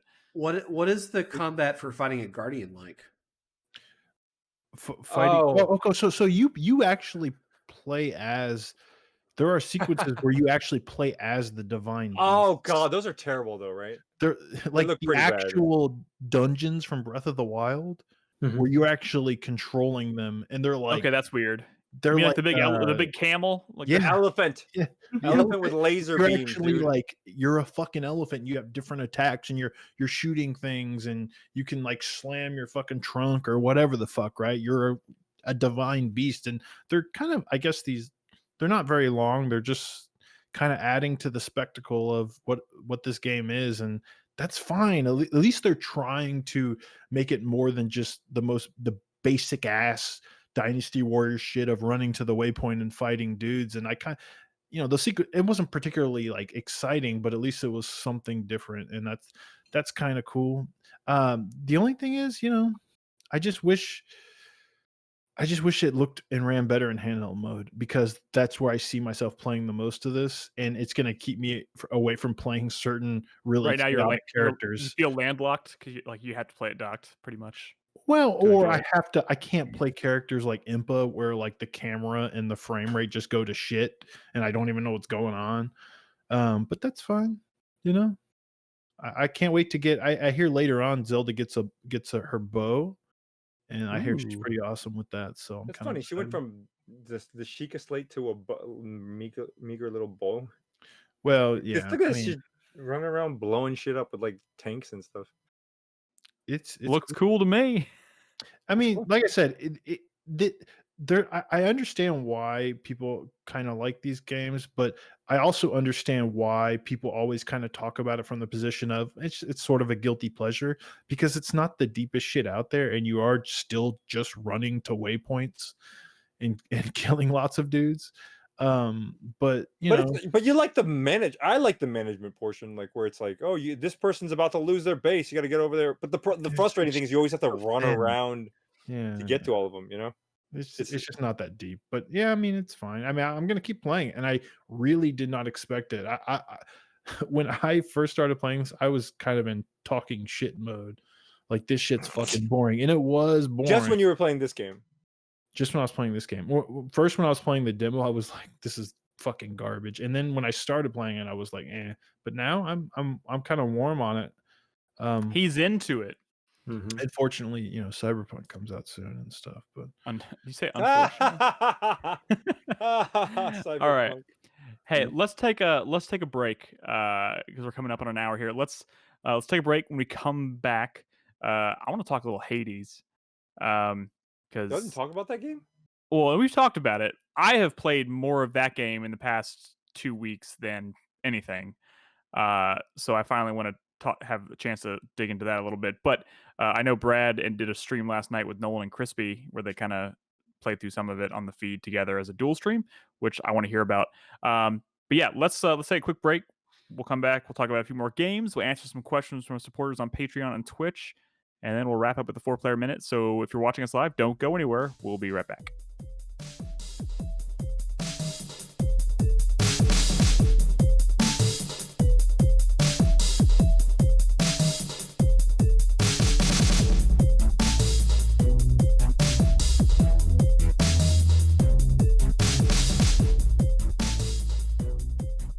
All right, this is the show. We're back. let's talk about video. We got more games to talk about. I want to talk about Hades for a second. Like I said, I've played more Hades in the You past 2 finished weeks. Hades. You finished. I Hades. finished the shit You out of have to Hades finish it like 7 times or something, right? 10 times. You have to beat it 10 times to get credits and to like see like the ending of the story. Does it play like Bastion? No. There's Well, I some mean, Transistor. No, it play if it. We can't talk about what Hades is, but yes, it's the most like Bastion in the way it plays, and like kind of the way the weapons are designed. I'd say it's No, also but feels a little Bastion-y, but it's fun. it's very yeah. fun, Oh yes. God, yes. I will 'Cause I say didn't have this. fun with either of those. I have always kind of liked Supergiant games, but like I would never say I've loved a Supergiant game. I adore this game. Yeah, Uh, I would recommend this game to someone who hates every single other Supergiant game. Okay, so that's from then. Okay, hold on. Let me buy this while I'm. All right, yeah, All we right. sold another Well, copy. of Hades. it's on sale right now. If it's not on sale, then I'm not buying it. I think it Well, is on sale. It Actually, was. It was yesterday. I don't know if it still is. but yeah. So I Doritos- know Doritos has been telling me to buy this for the entire time, and I kept putting it. it's incredible. It's an I incredible didn't like the achievement. last few games. Okay, so I finished this game. I know. So I also wanted to talk about it because last night, I know Brad did a stream with Nolan and Crispy. I didn't get a chance to watch it because I was fast asleep. What? a special dual stream. So basically, they were both playing at the same time, and I was just kind of offering advice and tips on like maybe what boons to take or build ideas and stuff. And I think that honestly probably helped a little bit because I think honestly, I'm going to say it is a detriment to this game is either A, you need to play it for 100 hours, or B, you need someone to kind of explain what's going on. Because I think there's a lot of things that without proper explanations or me looking up something on a wiki, I didn't really know what was going on. I will say like how much I've played it is not necessary. I'd say the way Nick has played it is maybe the more norm. I don't know how long it took him to get credits, but about 58 hours. I've been playing way beyond credits. Oh, the credits. I got you. Yeah, like the story kind of reaches a conclusion, but you can keep deepening relationships and growing your character and stuff. And there's tons more dialogue. Like what blows my mind about this game is that even after playing it for 60 hours, not once was there repeated dialogue. And I still got the sense at the end, like I could keep going for hours and would not run out of. I still get new dialogue. I'm over 100 hours in. I saw like an interview with Greg Kasavin, and he said that it's really surprising because they didn't expect it to be the case. But there's more written dialogue in this than there is in Pyre, which is almost like a visual fucking novel. It's all writing, so it's crazy. Yeah, and I at some point, so like I feel like I feel like I was kind of where Nolan was at for a while, and I kept hitting a wall. I know Crispy was hitting a wall with fighting Theseus, I guess, and that's kind of where I started running into my first like major roadblock, I suppose.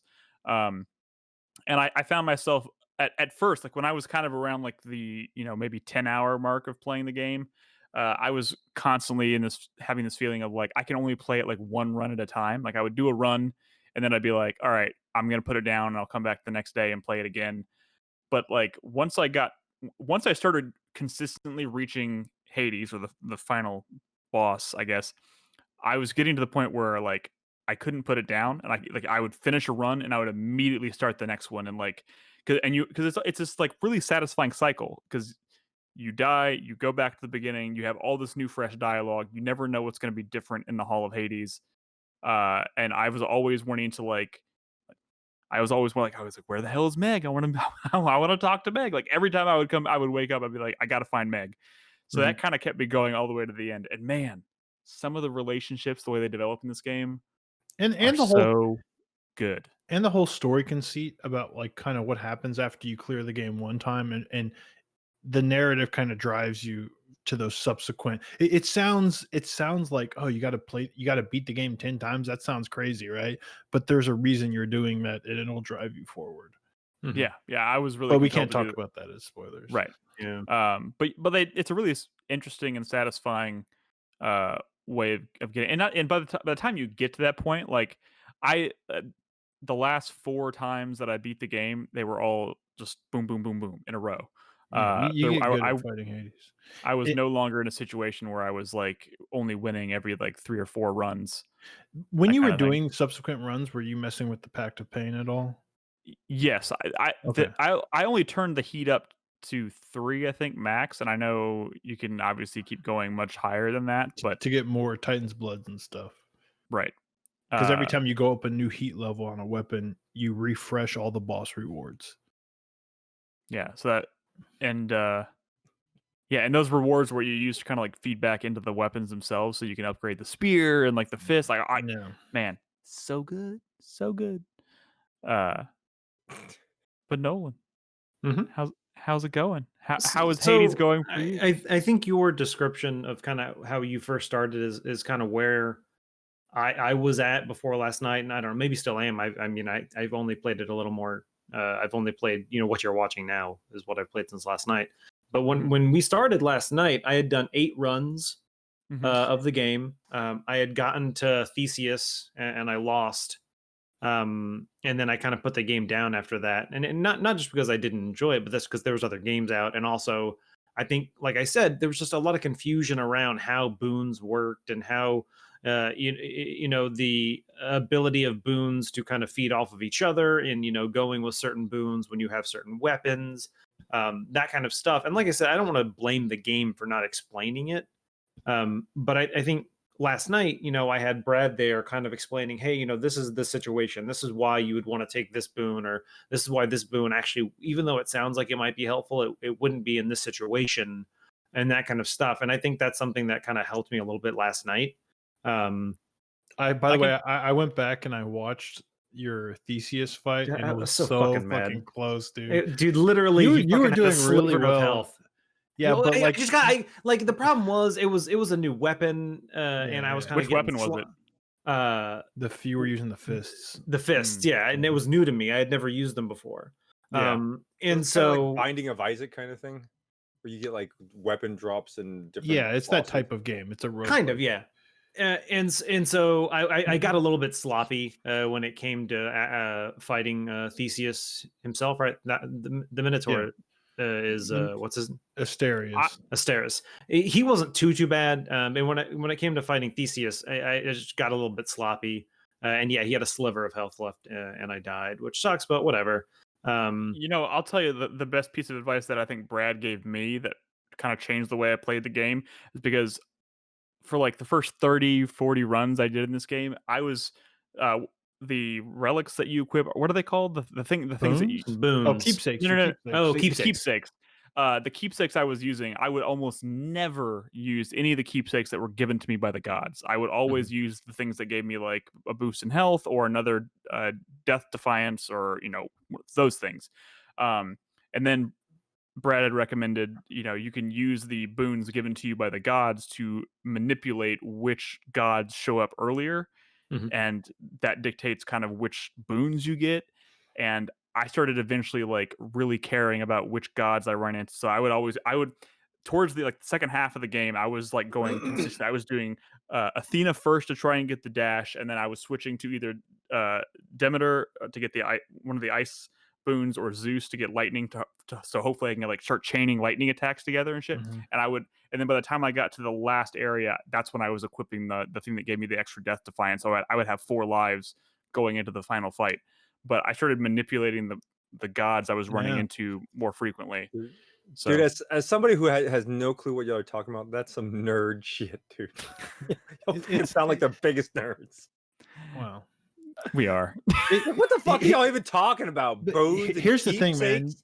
You can enjoy this game just for its like, the music and the story and the atmosphere, and it's just a really well put together, polished game. Even if you don't want to do like a million fucking runs of the game or whatever, like I'm doing now, like this is like I literally would recommend this game to anyone. I think it's that cool. Too bad it's not on sale anymore. Well, I mean, the sale wasn't that deep anyways. I'll eventually get around to it. So did Hades just absolutely murder Monster Train? Just nobody talks about that game anymore. No, it's those are two completely different types of games. Monster Train's like a Slay the Spire type game. Yeah, so I that was stopped like playing your Monster obsession for a Train good long short before while. Hades was even in my mindset. Yeah. Not because it's a bad game, it's just because there's other games. No, I the reason I stopped playing Monster Train is because it has an ascension system, just like Slay the Spire, where the game gets harder and harder and harder every time you beat it. It and does. and when Slay the Spire came out on Switch, I had to climb all those ascension levels again, and it took so long just to get back to the difficulty I was used to that I was like, they announced Monster Train's coming to Switch. I'm not playing this game anymore until it comes out on the Switch because I didn't want to run into the same issues. Monster Train is awesome. And yeah, people aren't still talking about it now, but that's just sort of the nature of games nowadays, right? Like, when's the last time someone talked about Fall Guys, and that was the biggest game in the world? When was the last time someone talked about The Last of Us 2? I mean, it's one of those things. I was talking with The Last of Us 2 today. When was the last time somebody was talking about 13 Sentinels on this podcast? Whatever, Chris Davis. I do intend to play that because Sure you do. I will feel bad if you're the only one championing that because Is it good? After playing Chris 10 Davis, hours, tell me about 13 Sentinels. It's fucking fantastic. Okay. it I started up and looked up. Yeah, the front mission. If that is a David game, if I've ever seen one. So I don't know about that. Yeah, I'm not generally. I like the look and stuff. He's hard to. I learned my lesson with Vanillaware games. Like the aesthetic is not enough, dude. They have a bunch of weird. This one's more about the story, but I learned a long time ago not to say this is a David game because he'll surprise you and give his game of the year to the Bionic Commando remake or whatever the fuck. Remake. That's true. Wait, no, not the remake, the reboot. Sorry. Yes, very, very different game. The remake is very, very different. You want to hear about a weird game that I really liked this year? Yes. Wait, Tell us. Brad, is it a David game? Remnant from the Ashes? Yeah, from the ashes. The fact that you would like a game like that is I was honestly David, surprised that you were playing that. Have you been playing this? Dude, it's so awesome. It's so great. So first of all, I hate Dark Souls games. Can't stand them. Every one of these Dark Souls is like wants to get. Like I tried to play. What's the recent one that? Code Vein, the Namco Bandai. That game was a mistake. Okay, well, first of all, that is not. People. I mean, that is. I mean, people like that game, but that's also like. Well, it's not that I don't like. I played the Jedi Fallen Souls Order. games. I was actually really invested in the Jedi Fallen Order. This little Jedi who's working on a junk something or something like that. Mm-hmm. Oh, you don't have my original video. You just skipped to the running around. Oh, I saw your fucking bullshit that you put in there. I was like, no, we're not falling for that shit. Play the original one. Play it. Did you in the original video? He put like a 5-minute like sequence in which it's an Idolmaster trailer playing. Oh my god! I'm not falling for your bullshit. We tried to pull a fast one on Chris Davis, and Chris Davis wasn't. I didn't realize y'all actually went through and looked at these videos. I thought you just plugged and played and insert them in there. No, Chris Davis is a very astute, attentive video producer, and he knows not to take any of our shit. But anyways, yeah. What about Remnant? Have you been playing this? I've actually really wanted to try this because I heard that I ran through it twice. Really satisfying. I ran through it once with Green Toast, and then Green Toast and I ran through it once with Bernie's. How long does it take to get through like the game? You think? Not too long, maybe 12 hours. It's not a bad game at all. No, I mean, what do you mean? It's not a bad game. It's a great game. It's really awesome. Yeah, I've heard it's pretty. The thing is, this is David's game of the year. It's difficult. I mean, it's difficult, but it's difficult in the way I would want it to be. Like it's the same like Dark Souls. Like there's a little campfire. You get to the campfire, all the bad guys respawn again, and you got to fight through it again. But it's got like really weird. So one thing it does really well is like you have weapons, but then you have like different attachments to add on the weapons, which build up another meter. And the meter, it really depends on how you play them, I guess, because I mean, like I always like to play with like machine gunny kind of guns where you don't have to like worry about your aim so much.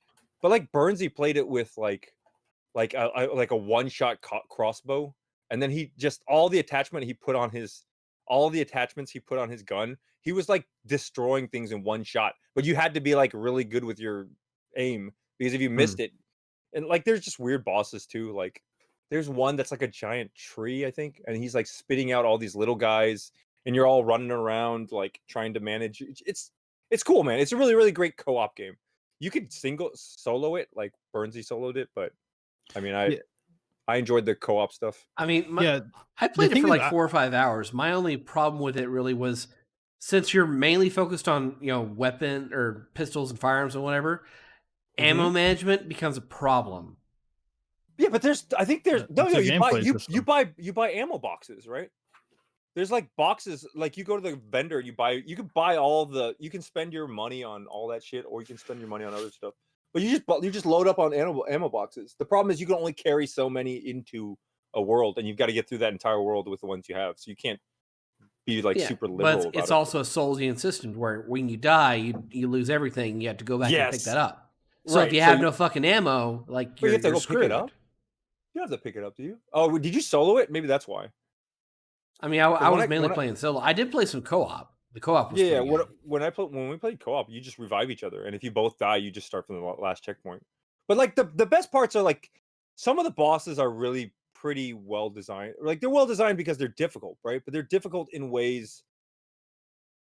So the bosses are all random, right?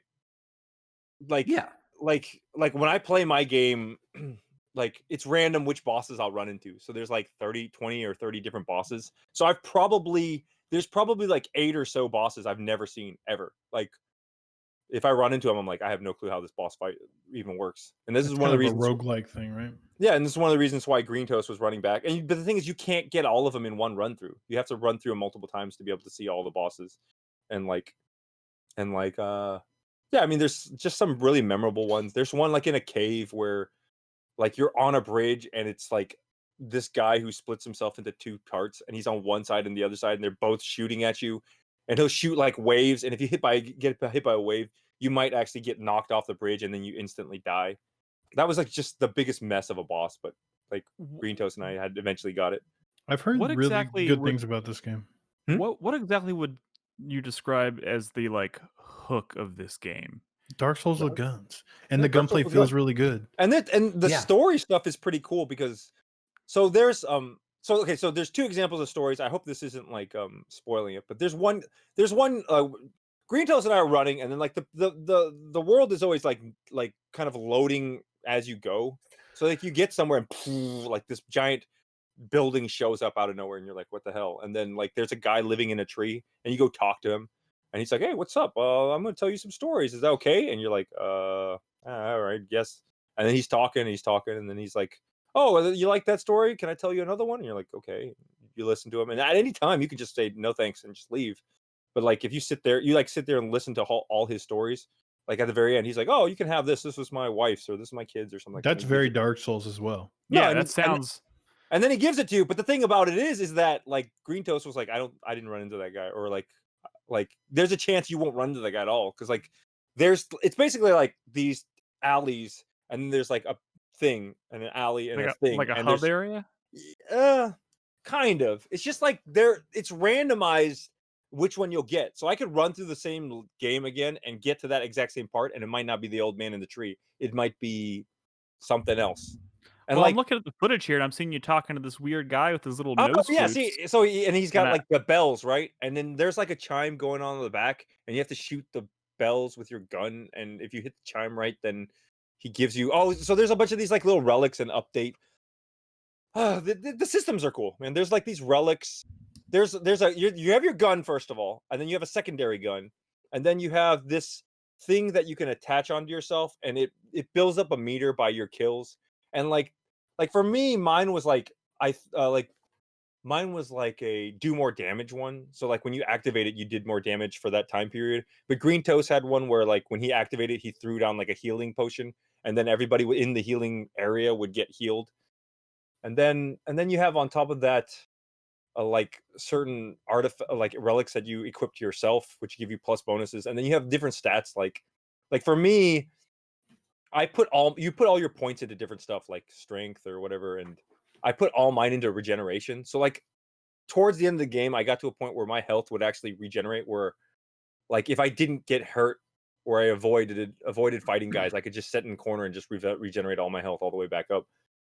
But I mean, it helps. Yeah, but it helps but it's real slow. It's like a 1%, like 0.5% health gen, which is great during the levels when you're shooting everybody. But like when you get to a boss, I mean, it's almost useless because That the boss sounds like will a just sit there. that sounds like a really great boon from Hades. Yeah, Sorry. Yeah, but it's that is really a great. boon from 80s actually. And then so like the coolest part is like there's kind of this underlying the story is like awesome because so there's like it's like Mass I don't know, Mass Effect. Some plague has taken over the world. Like it's a people. It's people it's plague, a it's a zombie plague. post-apocalyptic game. It's a century like a- after this event. Like what happened was there was an evil tree being that invaded from another dimension, and it's slowly taking over the world. And it infected a bunch of people. And Yeah. so you find out that like every dimension, every world has its own heart, and like if it doesn't have its heart, then it's susceptible to this the tree demon plague guy. So like there is a point where you go and you meet a guy and he's like, hey, so like we just lost our heart. I need you to go and fight this other dude and take their heart and come and give it to me so that I can protect my world. And then you go meet the person that he wants you to kill, and you're like, wait, this dude seems pretty nice. I kind of don't want to kill him. So there's some moral conundrums that you have to. I mean, and then the thing is, I didn't know this, but me and Green Toast were playing, and he's like, you don't have to kill him, right? And I'm like, really? It's like, yeah, you don't have to kill him. I was like, well, what happens when we go back to the dude and tell him that we didn't kill him? And he's like, well, find out. So like, yeah, you can like skip around certain places, and it's pretty cool. This is developed by Gunfire Games, right, Nick? Yeah. The guys that did Darksiders 3. Yeah, this is Darksiders 3. And this Yeah. sold this, which is Both formerly these projects Vigil were in people. development at the exact same time. In fact, a lot of the visual display and kind of architecture is derived a lot from Darksiders 3 in here. Yeah, and this game sold like really well, like way better than Darksiders 3. So we're probably it gonna made see them a surprising more. amount of money. Yeah, We're probably going to see more from this franchise instead of Darksiders. Was this? I mean, that's not entirely surprising. Is this a 2020 game? No. This It was came out- last year or the year Yes. before. yeah. Really? I thought it was think- this year. 2019, last- 2018 early this definitely year. wasn't this year.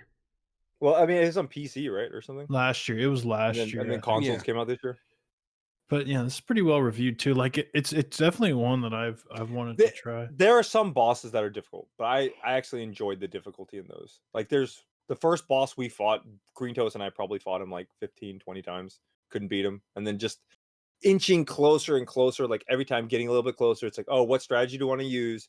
Okay, you want to do this time. You want to, because early on too, you also don't have like a vast amount of weapons or like abilities or anything like that, so you just got to get over that first hump. And then once you get over that hump, like you'll start like, oh, okay, well, let's fight this boss, and you just like get him the first try.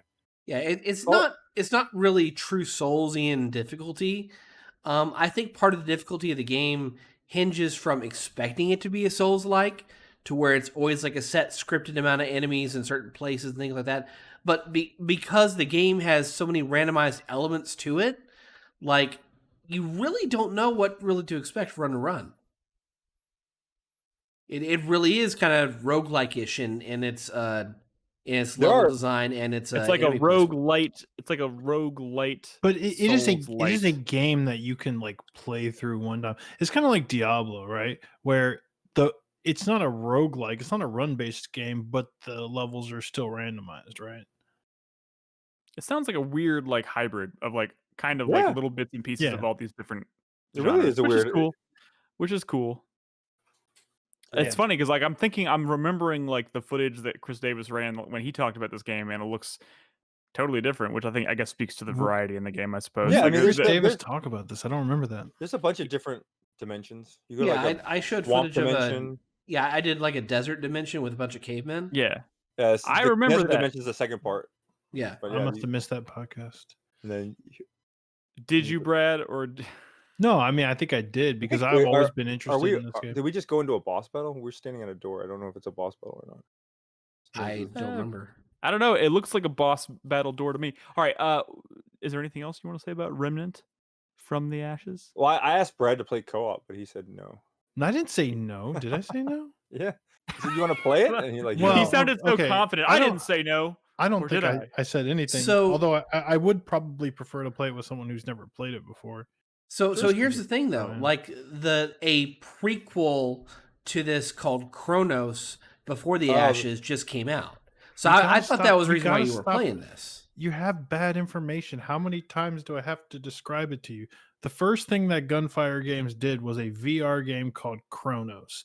Actually pretty well received. This game is actually a sequel to that. The game that just came out that's Before the Ashes is just a The DLC. non-VR port Oh, of that original game called Chronos. oh, really? Yes. On what? It's on everything now. But from what I understand is the ideal way to play it is probably VR. that In VR original still. VR game, because this new one is not getting great reviews. But Hmm. you know, honestly, if you took like Astrobot Rescue Mission out of VR, it probably would not be a 9 out of 10 game. It'd probably be a 7 out of 10 game. You know, it's just kind of how it goes sometimes. Oh look, a fog wall. Yeah. That's well, some Dark that's you Souls shit. going into the bad guy. Okay. So here's the boss. Yeah. Oh, okay. So this is the boss where like just a bunch of guys running at you. It's like there's two tribes fighting each other, and you're in the middle, and you just gotta kill You have to everybody. survive in the midst of these other tribes fighting it out. Yeah. That's kind of interesting. Okay. We have actually one more game to talk about. Oh, really? Yes, Chris Davis played a game. Oh, yeah. Yes, it Chris did. Davis Chris Davis played some Ace Combat looking Oh, yeah. Project Basically, Wingman. yeah. Project Ace Combat Wingman. without the Project strange room? Project Wingman. Are you sure that's a? I Googled it. Ace I Combat Googled- style game. I googled this at work and I was a little hesitant. I was not I was not entirely sure what to expect. I was like, oh, I guess I should have seen this coming. It is Chris Davis. Tell us about Project Wingman. Project Wingman is a Kickstarter game from about 2.5 years ago that just came out this week. Like and full, like I 1.0 don't know release? who these developers are. It's an Australian team out of Perth. But these are huge Ace Combat fans, and they decided that, you know what, let's go ahead and make our own Ace Combat game. And you know what? It's It's really pretty good. It's really stinking good so far. I've only played like the first 5 or 6 missions. But it captures all those elements of the series. Wait. Does it capture the strange reel? Does it capture? Kind of, yeah. Is there a weird story? That's. I don't know if It's- if you caught a glimpse of that plane he was flying. I was like, that's not a real plane. Like that's It's- some weird looking shit. Yeah, It but is- is there weird melodramatic Japanese storytelling? There is weird melodramatic, not necessarily Japanese, but yes, there is that melodramatic storytelling. This game is more kind of based on the design of Ace Combat 2 more than anything else, to where you're playing as a mercenary as part of a squadron, and you're hired by different nations to go through and on contract defend or attack. It's the idea behind the game is that, like Strange Reel, it's this strange like alteration of history in Earth. This is 400 years after Calamity. It's year 432 AC, in which this major catastrophe struck Earth that caused all sorts of shit to happen. Like Yellowstone erupted, the big one hit California, it split off the entire western seaboard into its own island nation. Like it's some weird ass shit, but That sounds it's pretty Ace fucking Combat to cool. me. Yeah, but it's like you're fighting with like modern style planes, but also like fantastical plane designs. And you're hired as a mercenary to defend the nation of Cascadia, which This is looks very- basically like what would happen if California and Oregon and the state of Washington decided to split off and form their own nation. Well, it'll Um, happen eventually after a big earthquake. Yeah, one day. But I thought that was the premise of this game. A it's part of it, at least. I mean, I don't know. They haven't really explained that much of the story yet. But it's pretty good. They got the flight Is mechanics that a right. sky tower? Yeah, evidently there's towers. I don't know what the deal is with them just yet, but I'm only on mission Space 5. elevator. Okay. It's not a space elevator, but whatever it is. But it's all about this conflict of the Pacific Federation has kind of usurped the nation of Cascadia's government, and you're fighting alongside the rebels who have hired you on a contract. But it's really just kind of a love letter to like the mechanics of an Ace Combat game. It's got that classic arcade style loop of combat where you've got like 200 Here's missiles. The big question. Here's the big question. If you What? hold down the missile button, does the camera follow the missile? Yes. Okay. It does that. It's got the tracking with enemies like that too. I'm only So playing Did you play weird about this game? This seems like a dream game. I bet when this project first started, before they ever launched their Kickstarter, that it was probably a couple guys that were like, dude, don't you miss Ace Combat? Let's do Ace Combat. Get on Kickstarter, all these successes. But then they announced Ace Combat 7 and it comes out quickly after. They're probably like, fuck. Ace Combat 7 did not come out quickly after. It was like 3 years after announcement. Wait, like, really? Yeah, like it was a long ass time waiting for Ace Combat 7, man. Believe me. But I mean, I feel like it came out and it was good. People didn't expect it to be good again, I guess, but it was good. And it's like, there's Ace Combat now. Who needs to play this? But I mean, like people that are waiting for Ace Combat 8. I mean, here's the thing. This is not meant to sound derogatory, but it might come out that way. But like Ace Combat, is a lot. I don't want to say they're all kind of the same, but like it's a very specific style of game that appeals to people, and I don't think that's a fair criticism. The game has like getting the series has getting changed Ace Combat very little 7 doesn't. Like getting Ace Combat 7 doesn't negate them maybe just wanting another experience that's very similar to Ace Combat 7. Like, I don't know. Chris Davis, case in point, loves these styles of games. Mm-hmm. So yeah, I don't see why there wouldn't be room for both. And there's very little differentiation in like the models and how they design the gameplay in this. Like one of the positive things I think they iterated on is that so in Ace Combat, like the flight models of each plane, I mean, being honest, there's very little difference in like going from one plane to another. Like you'll notice a difference in going from like a bomber to a fighter sometimes, just in how in your turn rate and your speed and your things like that. But in this, planes really do feel different in their flight models. Like I'm flying in mainly a bomber kind of plane, and you feel just how heavy and big your plane is, like how long it takes to turn, how much yaw and thrust you have to have in order to make a turn. Yaw. Like it's kind of interesting how much they put into that. That's it seems. Watching this footage makes me want to go back and finish Ace Combat 7 because I never did. This is a PC game? Yeah, it's on Steam right now, but I think they're talking about getting console ports as well. But you have a joystick. You have a flight stick? I'm playing on a controller. Oh, controller, okay. Yeah, but it has full HOTAS support and all that. You played the Star Wars Squadron? HOTAS. Oh, yeah, God, don't get Squadrons. Yeah, how do these ships control? Like it's the same. Well, those are spaceships. I mean, they're different models. Like no, but you still got the same. The problem with the problem with like flight games is that you're always moving, right? You're always moving forward. So it's not a straight like, hey, let me stop, let me aim at this and shoot it. You're always going forward. So there's a lot of going past something and coming back around. Well, I mean, in Star Wars Squadrons, you're in space, so you can come to a full, complete stop. Right. Like and you can aim yourself and do whatever you need to do there. Like right, so, it's more of like a lock-ons and stuff, right? I mean, in this, it's like you're flying in the atmosphere, so you have to constantly keep going. Otherwise, you just crash into the ground. I recommend Crimson Skies, David, where you can do stick command. And you have to reverse back around again. I've tried to start Crimson Skies like 4 times, dude. Dude, that game's dope. You know what? This game looks pretty dope.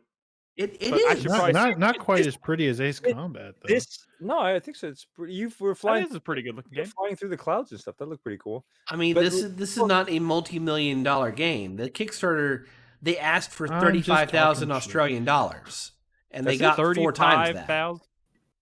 Let me ask you a question. So this this game is a post-apocalyptic, like some sort of weird calamity stuff, right? Yeah. Yes. That's interesting to you guys or not? I mean, to me, honestly, for this style of game, it would be infinitely more interesting. Than I would just feel way more compelled than if it was just like a See, and this military. is what I'm talking about, Brad. Advance Wars Day of Ruin, dude. That's exactly Oh the my feeling that I'm God. getting from this one that makes me want to play this.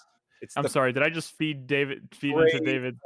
You know, plague for a where- series I love as much as Advance Wars, in I thought the it's fact that I can't think of a game in my life where I just skip every cutscene without even trying. But in Advance Wars Days of Ruin, I skipped every cutscene, and that was crazy for me at the time because like I really like Advance Wars, and I don't skip cutscenes. But I was need- so mad at that game. I was like, "What is this shit?" I got credits on that game, and I never saw a cutscene after the first couple of missions. You should try to play it over again. And you know what? It- It's a well made Advance Oh, Wars never mind. game. I was about to say, is Days of Ruin Brad's Onimusha 4? Well, then in he- some, but in then he some said ways, it- it's still. But then good, he said though. this is a good game, and I was like, yeah, no. yeah, Then the yeah, answer no, is it's no. it's good. It is Onimusha 4 in spirit, though, The, and how different the it is. two other big things I think that these developers did a good idea of building on the Ace Combat formula. Number one, when you go to like fire your guns instead of missiles at fighters, it's always been kind of like a crapshoot in Ace Combat games because you got to be very precise in how you line up your reticles, things like that. They are very generous in this, to where you could go all guns if you wanted. I almost never use my machine gun in Ace Exactly. Combat because It I'm not wasn't good that good. they- I'm not good enough at that game. Even I'm not that good when it comes to that thing. And I played like almost all these games. Even I'm not that good. I'm a What a And the other screw. thing is that your allies in this game are actually useful.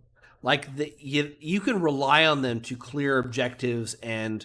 it's do you not- issue commands? so it's not worth it. It's not worth it playing Ace Combat. You're telling me. I mean, you don't issue commands. That's what it makes. That's what I'm feeling. You are throwing it under the bus a little bit. I got to be I honest. kind of want to with play you. Ace Combat, or I want to play a flying game, but I'm probably not going to be able to pick this one up immediately. So No, Ace play Combat- Ace Combat 7. It's Ace I Combat mean, 7 I've had is it. I've pretty had legit. Ace Combat 7 probably for a year. it's fun. It's It- really it- fun. I mean, Have you, let me be clear. Ace Combat 7, I still fucking love that game, and I they have think the this Idol game Master is skins, as right? good as that. But this has good ideas that it builds on that formula. What about Tom Clancy's Hawks? No, we Okay, don't talk moving about on. those. Fuck Moving you. on. But- Ace Combat still has the Idol Master skins for your plane, right? Yes, that's true.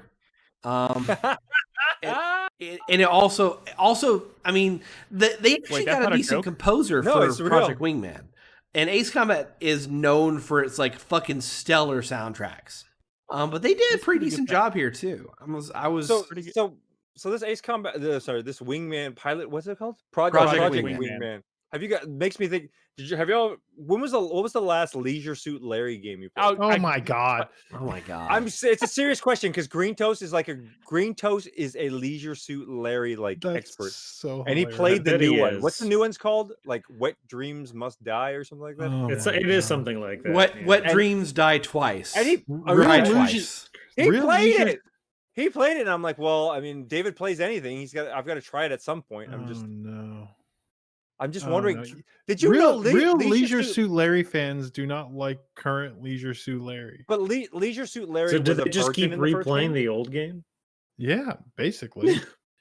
I would love for someone to like never listen to our show before to pop into our chat right now and watch the footage of Project Wingman while we sit here talking about Leisure Suit Larry and just see how confused they get and how quickly it happens. All right, Dude, we need to I'm- move on. Well, I'm really We're feeling more this game. confused. It's only $25 on Steam.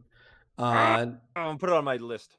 It may end up on my game of the year Somebody list. bought me Project Elysium, and I feel bad because it wasn't even on sale. And or is it Project Elysium? What's it called? Disco Elysium? Disco. Disco Elysium. That's something very Oh, different. wow, I would not have bought that for you. Why? Because that's not a Well, David that's why game. I held off because it's like $40, right? And like the sale is like $5 off or something. Disco I've only Elysium seen is a fucking masterpiece. I'm sorry. It's really good. But Brad says I Okay. won't like it. I'm interested in all okay. these games. These are all most of the stuff y'all guys play is PC stuff. Oh, we haven't even talked about that. You were trying to cut the show, Nick. Fuck, Uh, dude. We have not even talked about the PS5, Xbox Series X console wars, man. I guess we can. Wait, this is perfect. The wars are separated between the top and the bottom. It's like the Oh my north God, and the you're right. south. It's a fact. It's the north and y'all are the It's south. like the good and Oh, then the yeah, bad. yeah. Whoa, okay, being- whoa. You got your Xbox Confederate flags down below. Well, Have you fuck noticed you. that? It's an X. Fuck you. Could they do that? Could they make Oh a my God. Confederate Xbox Well, flag? I I bet guess- someone I'm sure has someone made already a has. Confederate I'm sure someone Xbox already flag. has. That thing exists. In fact, I will find it right now. So I'm guessing Christ. I Why- was thinking we were going to shift to viewer questions, but I do. Oh, I yeah, guess my I bad. guess no. I thought you were gonna cut We should have had this conversation. All of us here on the show have a I one of the wasn't next going to gen buy consoles. one. I had decided not to buy either of them because one of the things I learned from working at GameStop. I don't know if you ever felt this way, Nick, but I always felt that I bought the new consoles, because you get excited about them, and then you sit on the new console and you're like, so I need something to play for this, and you end up buying a bunch of shit that you normally probably wouldn't buy, but you just like I remember it's not a bad game, but I remember buying Project Gotham Racing for Xbox 360, and I popped that in. I saw the hands on the steering wheel and like looked out the window, and then I never played that game again. And I was like, Yep, sounds and that- about right. yeah, there's a bunch of games I did that, and I was like, I'm not doing that again this year. But what's awesome is like all these systems are basically like upgraded versions of the original system. So like all the stuff I already have on my Xbox, I'm just popping it in on my Xbox One and like upgrading it and now playing it. So you got a Series X, right? Specifically. Versus what, a series? Oh, if a Series S. Yeah. Why would Robin got a Series S. Thing's adorable. it's only like 500 gigs though, right? Yes. Oh, like Yes. what would you do? I upgraded 5 of the games that I got. Wait, actually, is it proprietary expandable memory? So you Yeah. Wait, can you expand the PS5 one? Not What do you- yet. Not yet. So there's two things. First off, if you're playing PS4 games, you can just run them off an external Hard drive. USB. Same thing with Xbox. For the PS5 itself, they're going to allow you to put in a non-proprietary NVM M.2 SSD, but they have Right. not officially released the functionality for that yet. Okay, so you can't Didn't- upgrade your space at all right now. not yet? Currently, Like, no. where are you on space? Because I'm already full. I have plenty. On your PS5, you're full? I don't have a PS5. Oh, yeah, on Xbox. PS5, yeah. Yeah. Wait, I'm your already full. Xbox is full. I'm not gonna buy the 1 terabyte $220 expansion That's card. insane. Yeah. It's It's crazy, insane. dude. I'm gonna wait till the 500, 3 terabyte one. But just delete shit and download it again. That's Well, something goes so what am I much gonna faster. delete, this dude? time. All this stuff is stuff that I haven't played. You Then why do you have it Then downloaded? play it. And then stop delete what downloading you've and done start with. playing. I purged think my I have Steam every- library today of shit that I'm not playing. It's I think it's I so have- satisfying. I think all my stuff that I can play is all like anything that's a Series S thing is on here. Don't tell Jaeger, but I uninstalled Final Fantasy 14 today. Oh, he's gonna have words for you, sir. I know. You David. know the ones that took up a lot of space were Gears 5 and Halo Master Chief Collection and Arc. Arc is like 100 gigs, dude. Wait, are you playing Wow. all of those things? Yeah, I've been playing all of them, just like messing with them and trying to see all the next gen goodies. So And then I had to delete something off to get to install Phoenix Immortals. What was it called? Immortals, Phoenix Rising. So what's your overall Well, impression? I I'm guess. Of, curious. So the PS5 is supposed to load faster, or they're all similar? They both load fast, I think. they both Yeah. load fast. But they were talking about like Ratchet and Clank, you being able to jump through portals and end up in a Yeah. different world, or like Spider-Man, you'd be in a building and then you just fly I right out mean, into the world. the biggest difference, like when I played through Miles Morales, was like I went from the Played main. through it. Like you done? Yeah, You're done? I finished it. Yeah, I Is went it a through. full game then? Yeah, I Yeah, mean, it's a full took about game. 16 hours. 16. But like, I would go from like the dashboard of the PlayStation to in-game swinging around the city in like less than a minute. Sure. But I'm And- saying, but like they were building it up. Not like- every game's like that though. And Not every game's game's like gonna that. be like that. Yeah. And going Assassin's forward, Creed takes a surprisingly small amount of time to get from the dashboard to the game. Like, you played Legions, Watchdog Legions. I played it on my PS4. I have not played it on my. you know, You what don't game know- you don't- has long loading bug snacks, or it feels long compared to some of the other things. It's still It- it fast, could- but it it's could I be like, forgot to mention. do you I know what forgot. feels I'm- really shitty? Oh my god, the loading in Age of Calamity, Hyrule Warriors. After playing all these Mm. games Oh, on my PS5, Like, it's like, oh, no. the funny thing is during the pandemic, Bernadette and I played a lot of Overcooked on the Switch because we had, her cousin in New Jersey. We because you can do co-op or like online multiplayer with Overcooked, and so we played a lot with her just because we couldn't get together and stuff like that.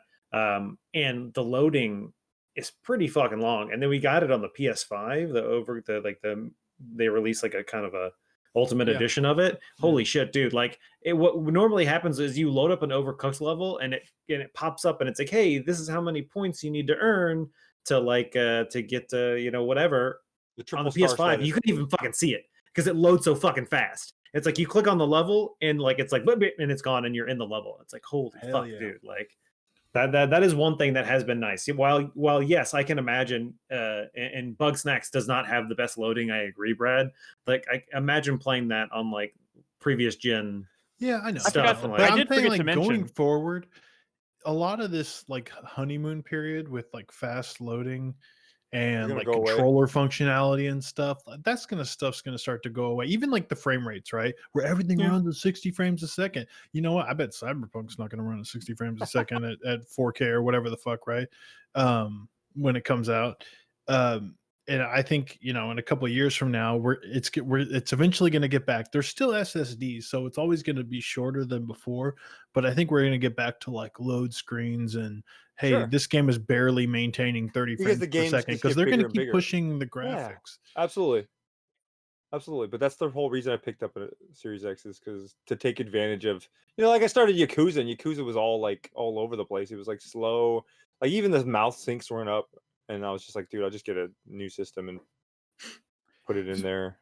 Here's the thing: as a counterpoint, like saying Also that we're started up eventually gonna, Crosscode. saying that we're eventually going to get back to the point where where everything's going to still be averaging around 30 frames per second. I don't know if that's necessarily true because I think about the PS4 at the beginning of its life cycle versus the games coming out of the PS4 at the end of its life cycle, and I'm just thinking about how much smoother an experience those games were. Like I'm thinking about like Last of Us Part 2 First party coming games at. that they don't count. Sure. First party games don't count. Okay, so you're specifically excluding first part or anything that's third party. 'Cause I don't know, Assassin's Creed running at 60 frames per second on my PS5 is pretty great, and that's a third party.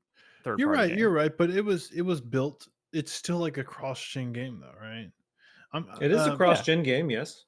So it's not a full. He's saying it's not a full. Like for example, maximize Miles the Morales was it runs great and it loads fast, but it's still like built on top of like an older game. I know, right?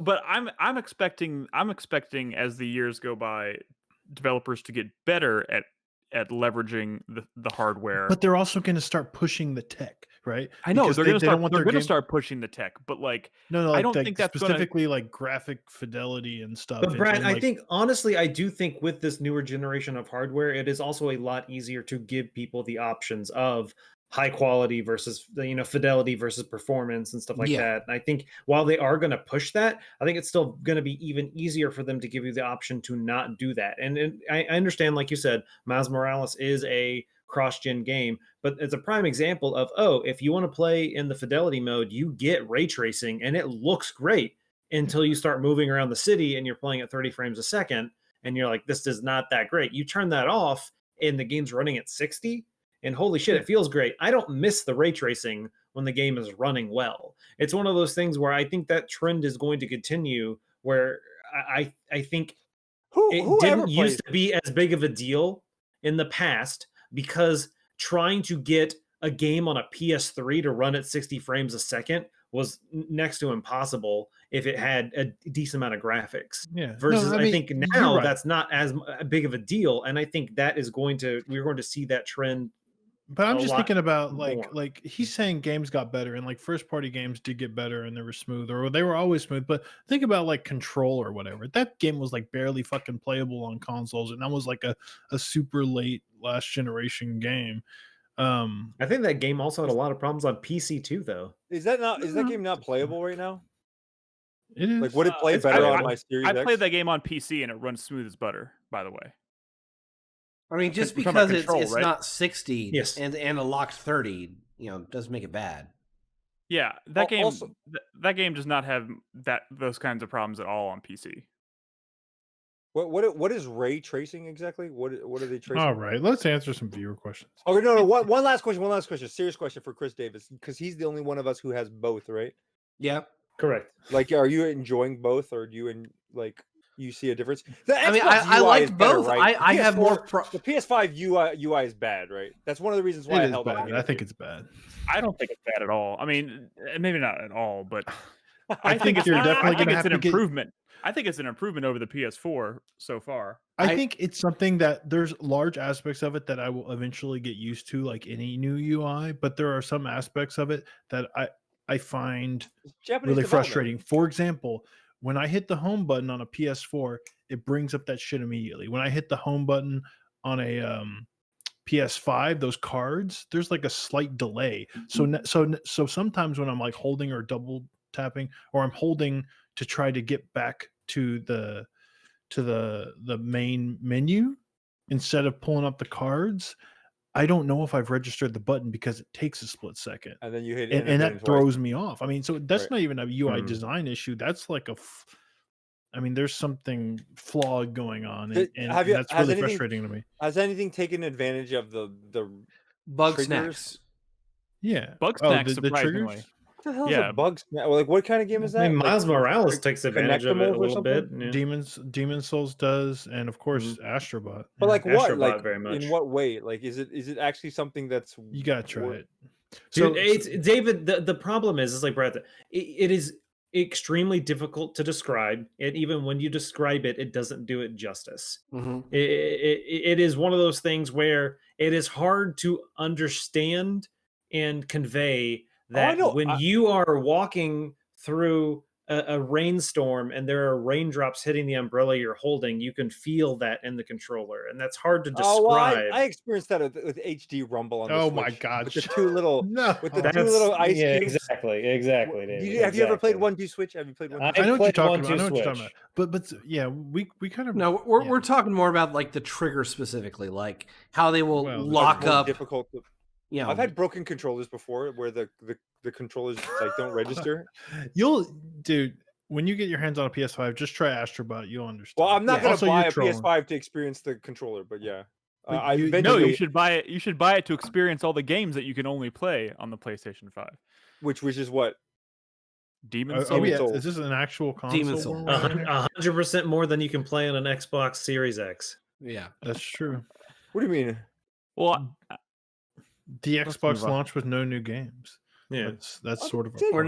nothing Ge- really Gears exclusive. Tactics. Gears Tactics. What? I Yeah. played that months ago. What do you mean?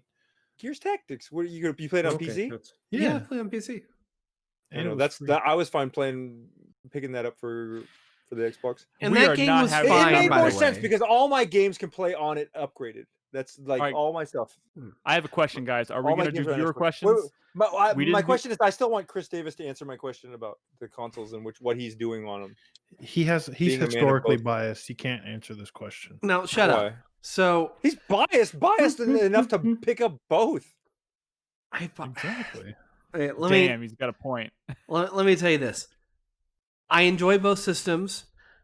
I have had more problems with my PS5 than my Xbox.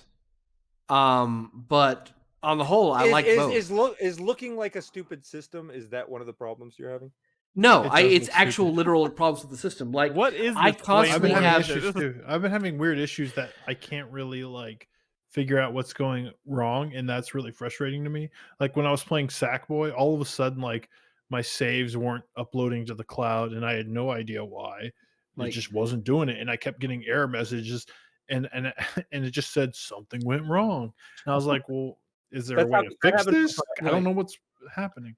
I've had plenty of lockups. My main problem that I have is that when I try to power on my system, it cannot be in rest mode. It has to be at full off because it will not sync to the controller no matter what.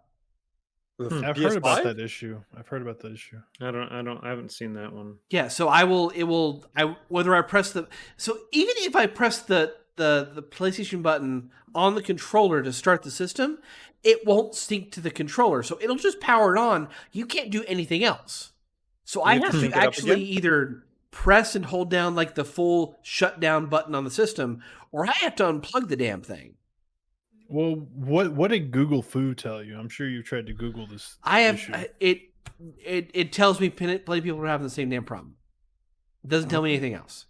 Yeah, I mean it seems kind of like a rushed launch, honestly, or maybe COVID related or whatever. Hopefully, a lot of this stuff in coming months gets all patched and fixed, and like instability and stuff, and maybe some slight revisions to the UI. But yeah, I mean, it's just I don't feel comfortable with Japanese companies creating UI for game systems. Like the Nintendo stuff has never been that great. Nintendo's as bad, but the PS4 was fine, and I like the cross media. PS4 is okay, except for like organizing and it's stuff. responsive, and yeah, they eventually added folders. It's not easy, but folders are not. That's not ideal, dude. Hey, you shrug off folders, but I would love to have folders on my Switch. Hey guys, yeah, let's go. Let's move. What's the first viewer question, Nick? Do we have time Nolan? for Sorry, Nolan. viewer questions. We can do a few. Right? We'll do a couple. Let's do a couple. I'm gonna do one new one and I'm gonna do one old one.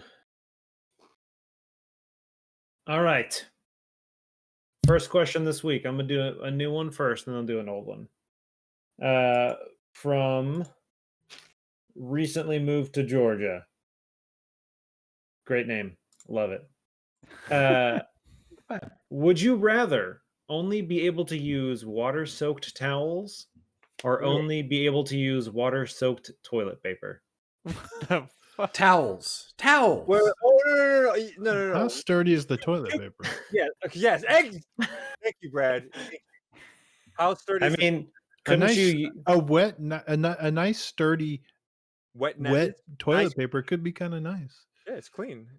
Is it warm? Or what? Clean it. You have to clean it. I actually just use a bidet now. I don't even have toilet paper in my bathroom. Mm-hmm. I gotta ask you something.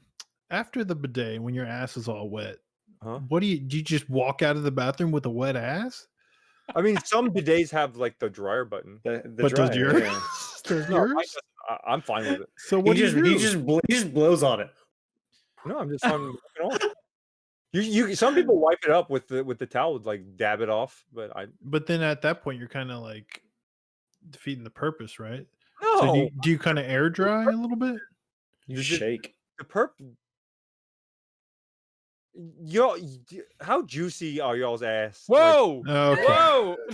It's funny. This seems off topic, but this is I'm totally pretty in the spirit. I'm pretty sure of it is as juicy as it can be when it's just been sprayed with water. No, but I'm saying when you don't walk around all day at work and stuff, and your butt just kind of feels a little bit like just juicy, right? No, not in the Well, slightest. Okay, David is a historically profuse sweater. A juicy sweater. Okay.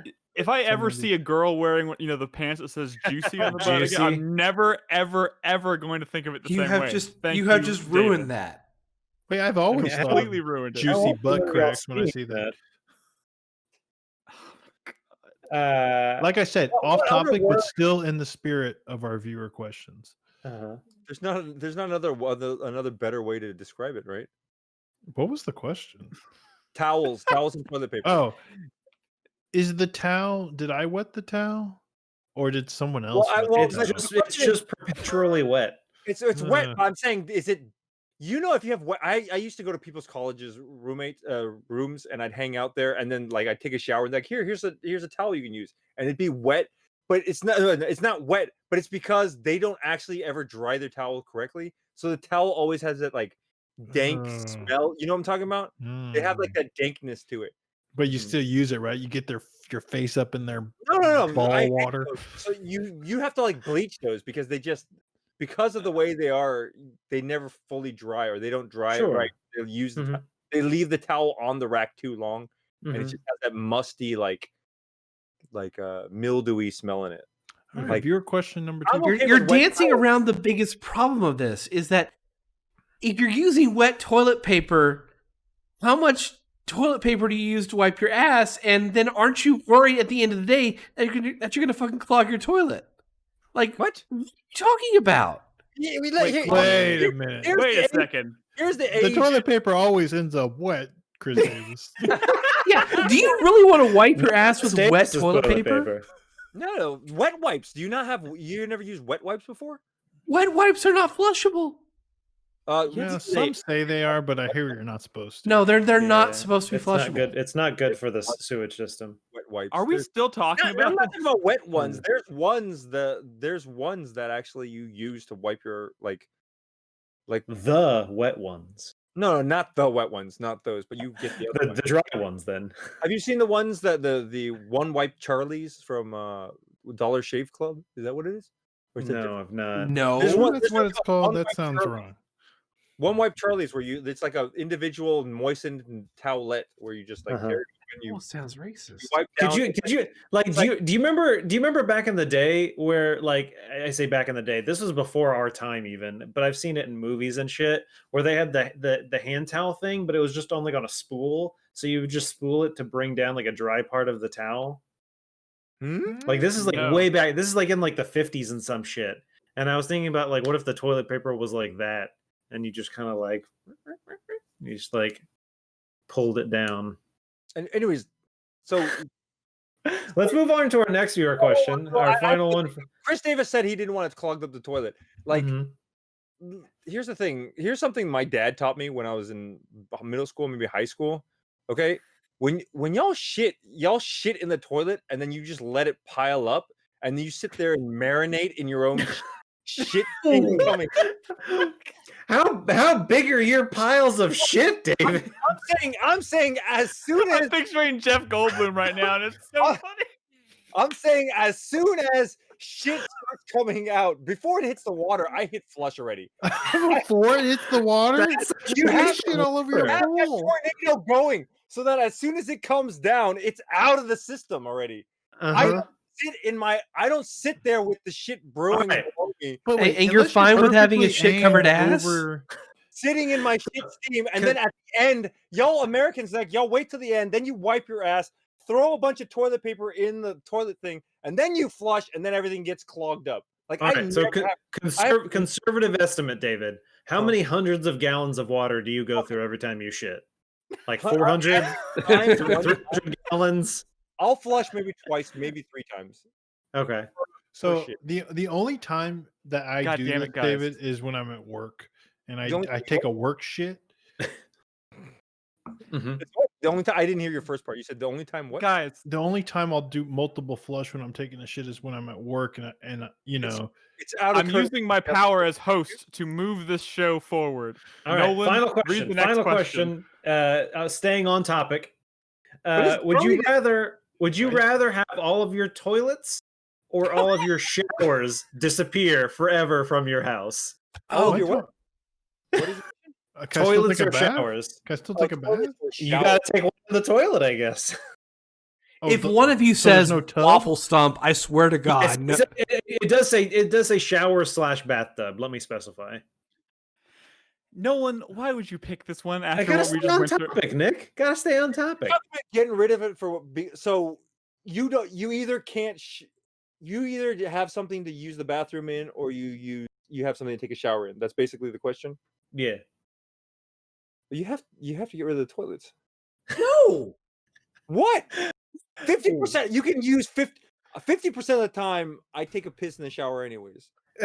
Yeah, Sure. but you don't take a shit in the shower, do you? But what are you gonna wash in the Don't go toilet? there. You're not gonna shower at all. I had my water turned off recently. It Well, was you could- the question only was bathtub shower and with shower toilet, or toilet. I have a sink. That's not part of the thing. I can soap up a hand towel and wash myself. You could stand in the toilet and wipe yourself down with a moist towel, and then just flush the toilet.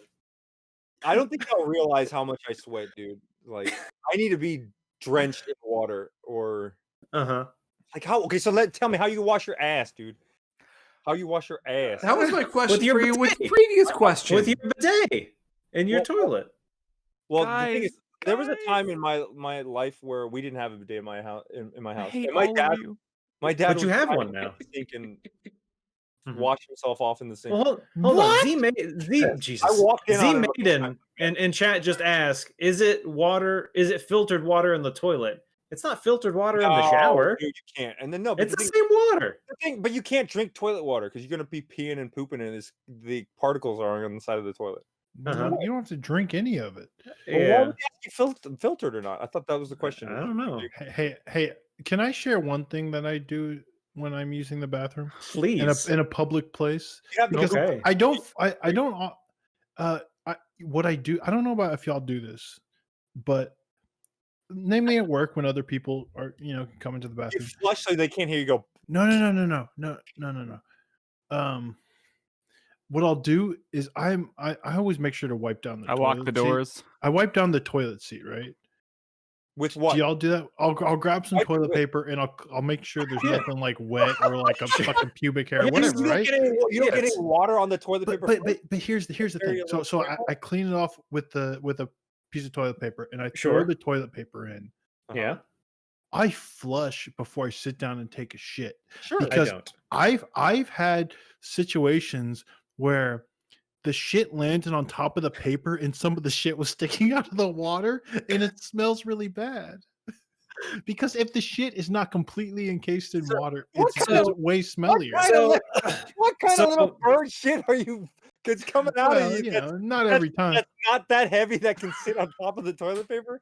What are you talking about, dude? Brad is Guys, like part not at rabbit all, or dude. part deer. You're a big man, Brad. And Look, dude, not every time I shit, I have a nice firm Lincoln hold log. on. What is Hold wrong on. with you?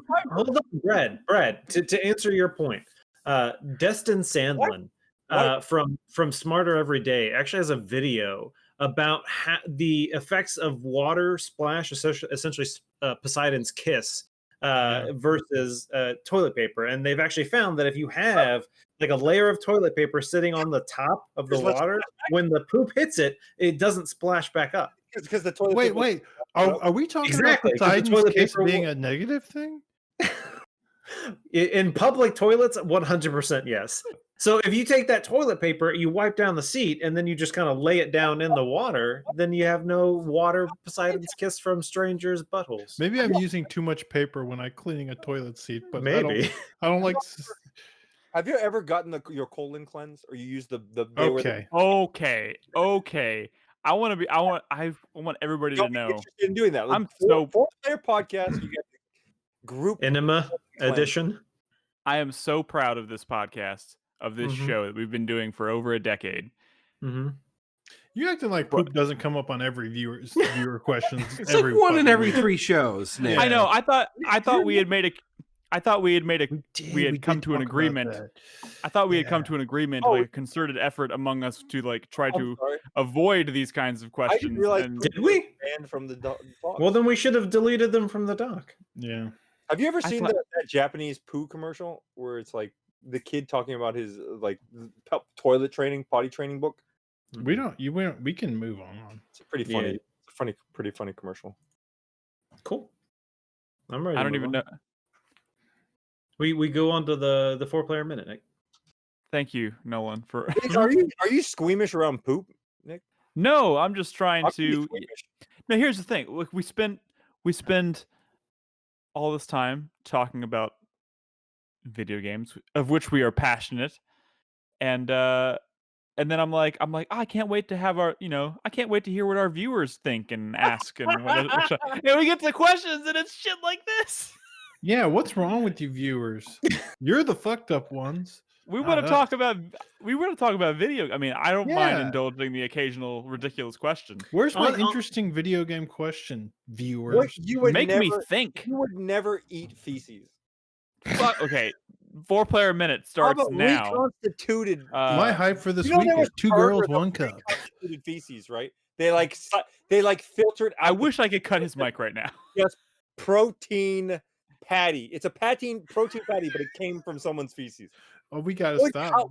at what amount of money would you eat that? For some pure protein patty.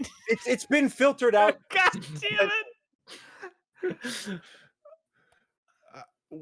My hype for this week is Cyberpunk. I'm excited about Cyberpunk. Because it's made by the people who made Witcher 3, and I like that game a lot. Warts and all, and I expect maybe this to have some warts, but you know what? I bet there's going to be some damn good side quests, and there's going to be some memorable fucking characters, and maybe Ciri's going to be in there, just maybe. So hey, I'm excited to play it. Hopefully that shit isn't going to be spoiled, but it will, because it's probably going to be like 80 hours in, even if she isn't there. What's my sweat for this week? No, I gotta keep going. What happens if Cyberpunk is shitty? What happens if it's not a good game? That's crazy, right? Game. It's almost more exciting if it is shitty, because we're all expecting it to get 10s across the board, and it's probably going to happen. And it's almost kind of annoying when that happens, right? Because then you can't say anything bad. I mean, it kind of happened with Witcher 3. But yeah, look at Red Dead, right? I think the combat sucks, but it's still got 10 out of 10s. Anyways, my sweat for this week is Genshin Impact. I'm in this weird place where all of a sudden my adventure rank is capped. I didn't expect it, but now I'm worried that my world is going to level up and I'm not going to be able to farm the bosses to get the materials I need to ascend. Funny. I heard about that happening to somebody on Twitter. It's not a thing that happened to one person. That's a thing that happens to everybody. When your world levels up, yes, drops will change, and that can kind of hurt you. So before you level up your world, it would be beneficial to maybe kind of look into what drops you want to seek out first. So I'm in this weird period where I don't need to be gaining adventure rank, because I need to make sure I send my characters. So it's weird. I'm kind of like not doing my dailies and stuff, but whatever. Anyways, my thank you for this week goes to Crispy and Nolan for giving me an outlet to share my Hades knowledge, which has all been like building up in my head. But man, I'm glad everybody's playing Hades, and you're gonna keep going with it, Nolan. Yeah. Was this like a little bit of a kickstart again, maybe for you? Yeah, I think so. All I'm saying is just get the credits. You don't got to play it for 100 hours. Just get the credits. You'll get there quicker than some people. So that's good. And my fuck you for this week goes to Joy-Con drift. So I thought I was immune to. Well, I'm not immune to Joy-Con drift. My Joy-Con that I got with my Switch has drift, right? The left one, but it doesn't matter because I don't use that one. I use the Hori Joy-Con, the one that has the real D-pad, D-pad. That one has drift too? Well, it started fucking up. It started drifting, and it does this thing where like in certain angles it just stops registering the input. So I'm like walking forward and my character just stops in his fucking tracks, and I'm like, well, this thing's trash now. Apparently you can't find a fucking Joy-Con. Even third-party ones are fucked. So it's kind of annoying because I'm trying to play Hades and Breath of the Age of Calamity, and my shit's all fucked. I guess I got to send it off somewhere to get fixed. But yeah, so fuck my Joy-Cons. So I've never had a Joy-Con drift issue, but I did have a Joy-Con that just kind of stopped working. It just kind of died. It would still like register, but it wouldn't. No input was accepted. What's up, David? You can't like update it or something? No, it just wouldn't work. So I ended up buying a used one from GameStop, and I think that one had a fucking problem, and I had to return it. And then the next one I got. I'm not using Joy-Cons because I always played mine docked. So keep it. I think my Switch to work. So anyway, who's next, Nick? You. Oh, cool. All right. So my hype, my 4-player minute starts now. My hype is also for Cyberpunk. I am very excited for it. It's one of those things where I'm hoping it's not going to be all hype and then just a big wet fart. But I'm pretty optimistic for it. It's juicy. A juicy butt of a game. Oh god, I think I got this week, the name of this week's episode. Fuck. Juicy butt. Fart. My sweat is actually for Hades. It's one of those things where I don't know where I'm at with it. I'm still every time I'm playing it, I'm enjoying it, but I still haven't gotten to the point where I'm like dying to play it. We'll see. My thank you was going to go to Brad for help for kind of participating in the event we did last night, where me and Crispy I think had a good time kind of talking about the game and getting some facts straight, and I did learn a lot. So hopefully that will aid in me playing the game. Crispy got to the final boss today. Yeah, he did. Yeah, it was after you beat Theseus, it's that last area isn't like so challenging. Like you'll get to the final boss pretty quick. Oh, is there only one area after Theseus? Exactly. Yeah, and it could be an area that's very short. You can kind of dictate how long it is. Gotcha. Okay, cool. I don't really have a fuck you today. So my other thank you is going to go to all of us for last week playing Phasmophobia. That was a lot of fun. I really hope I want to play it again. Kind of the prison level. Yeah, I want to get back to the point where once a month we're not doing a podcast and we're doing something else like that, like a game night or something, because those are always fun to kind of play the games together and stuff like that. So yeah, faux show. All right, David, you want to go? Sure. Do I need a thank you also, or just you don't have to? You can do it. You can do any combination. Freestyle. Okay. So my hype, beside because there's tons and tons and tons and tons and tons of games that I need to get through and I get to play, but specifically, I need to get back to it. Did y'all play the Transformers Battlegrounds game? No, it's like XCOM, right? It's fucking it's a freaking strategy game, dude, and it reminds me a lot of that Mario Rabbids Rabbids game, and which is excellent. What the hell? It's weird. And this Grimlock, you run around as Grimlock, and like, which it's weird. You remember that Dave Chappelle show when like Dave Chappelle used to do Little John, and he would like, yeah, and then like after that word he'd be like, oh yeah, well that's fair, and he'd talk like Little John, and then go. That's how Grimlock talks. Interesting. So like when he's a person, he talks all like regal with an accent, and then when he becomes Little John, but that's not how they talk. That's not how they talk in the cartoons, right? No, he talks like a caveman or whatever. When Okay, that's my sweat. Besides my Xbox Series X hard drive being full already, and me not knowing what to do the next couple months, I gotta beat something. Do I beat Ark? I don't think I can beat Ark and delete that off. Beat your biggest game. Start from the top with the biggest game. Ark. You don't beat Ark, dude. No, you Ark. You download all the season passes for $35, $49.99. And then the next biggest game is like buy Hades. The next one is Halo Master Chief. Oh, you're gonna, dude. If you're upset about me not buying Hades, you're not gonna like my FU. But What did I say? Yeah, Halo Master Chief Collection is like my next biggest one. That's like 90. I bought that gigs on sale this. Yeah, but week. That's if you install all the games. Like you can install just one of those games and be like 8 Can games. you? Yeah. Are you sure? Yes. I don't know about that. Yeah, Nick, you would want to co-op Halo Master Chief Collection? I do, but I think I've already committed to co-oping with. What is it? Can you play? Is it more than 2? I mean, I guess it depends on which one we're talking about. Some of them. Yeah, I mean, I know. Remember ODST? Not Zerby. ODST, Reach, right? Reach is the one. I think I promised myself to Zerby for at least some of them. 3 ODST and Reach. Zerby, had aka Ogre 3. Okay. He posts gifs all the time of him doing the sickest shit in Halo. So he's probably gonna make that game a little too easy for you, Nick. But my other sweat is that I bought a bunch of anime the last couple months. The last month, like. I bought like the Inuyasha Blu-rays and then the Full Metal Alchemist. These are all stuff that I wanted to watch. I got in like Fairy Tail and like I got to figure out what I'm going to do with Bleach because it's like 40% filler. I looked it up and like maybe I can read it. Yeah. So David, I tried to get into Bleach. I watched it a lot. Here's my problem with that show. It's like there's an arc and like someone has to be rescued. He's not strong enough. No, he runs away. Yes. Then there's a bunch of filler, and then the next arc happens. Someone gets captured. He's not strong enough. He has to leave. He gets stronger. He rescues. Why I stopped watching. That's the whole show.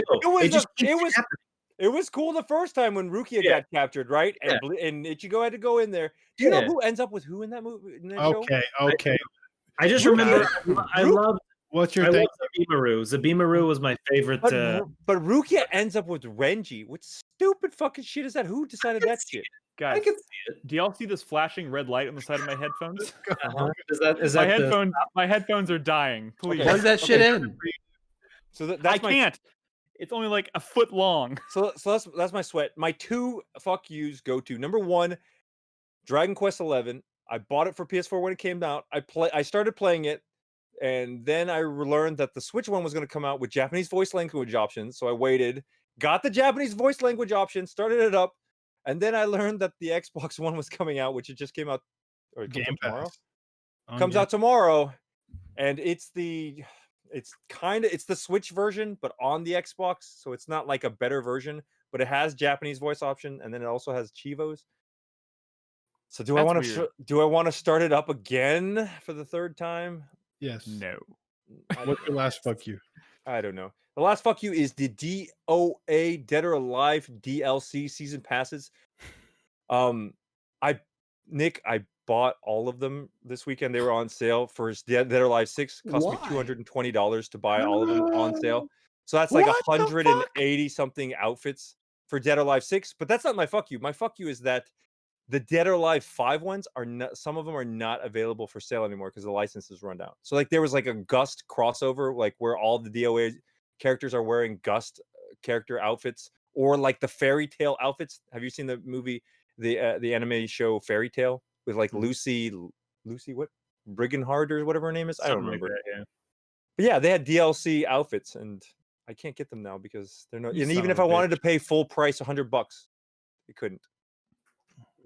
Well, that's a shame. Oh my God, Chris I Davis. didn't even like Fairy Tale at the hold on. time. Real quick, I need to revise my 4-player minute because I forgot. Go ahead, take all the time you want. My fuck you is actually going to Yakuza 7 because you cannot do karaoke in the Japanese voice tracks. You have to exit the game, switch the language to Japanese, and reboot the game to fucking do it. Japanese? So yes, the songs are in English? yes. I Yeah. fucking hate it. They I took hate it. time to Never been redub in them? English. What? Yeah, they took the time. They That's redubbed them, Pretty hilarious. and they're bad. They're bad. Well, not all of them, but yeah.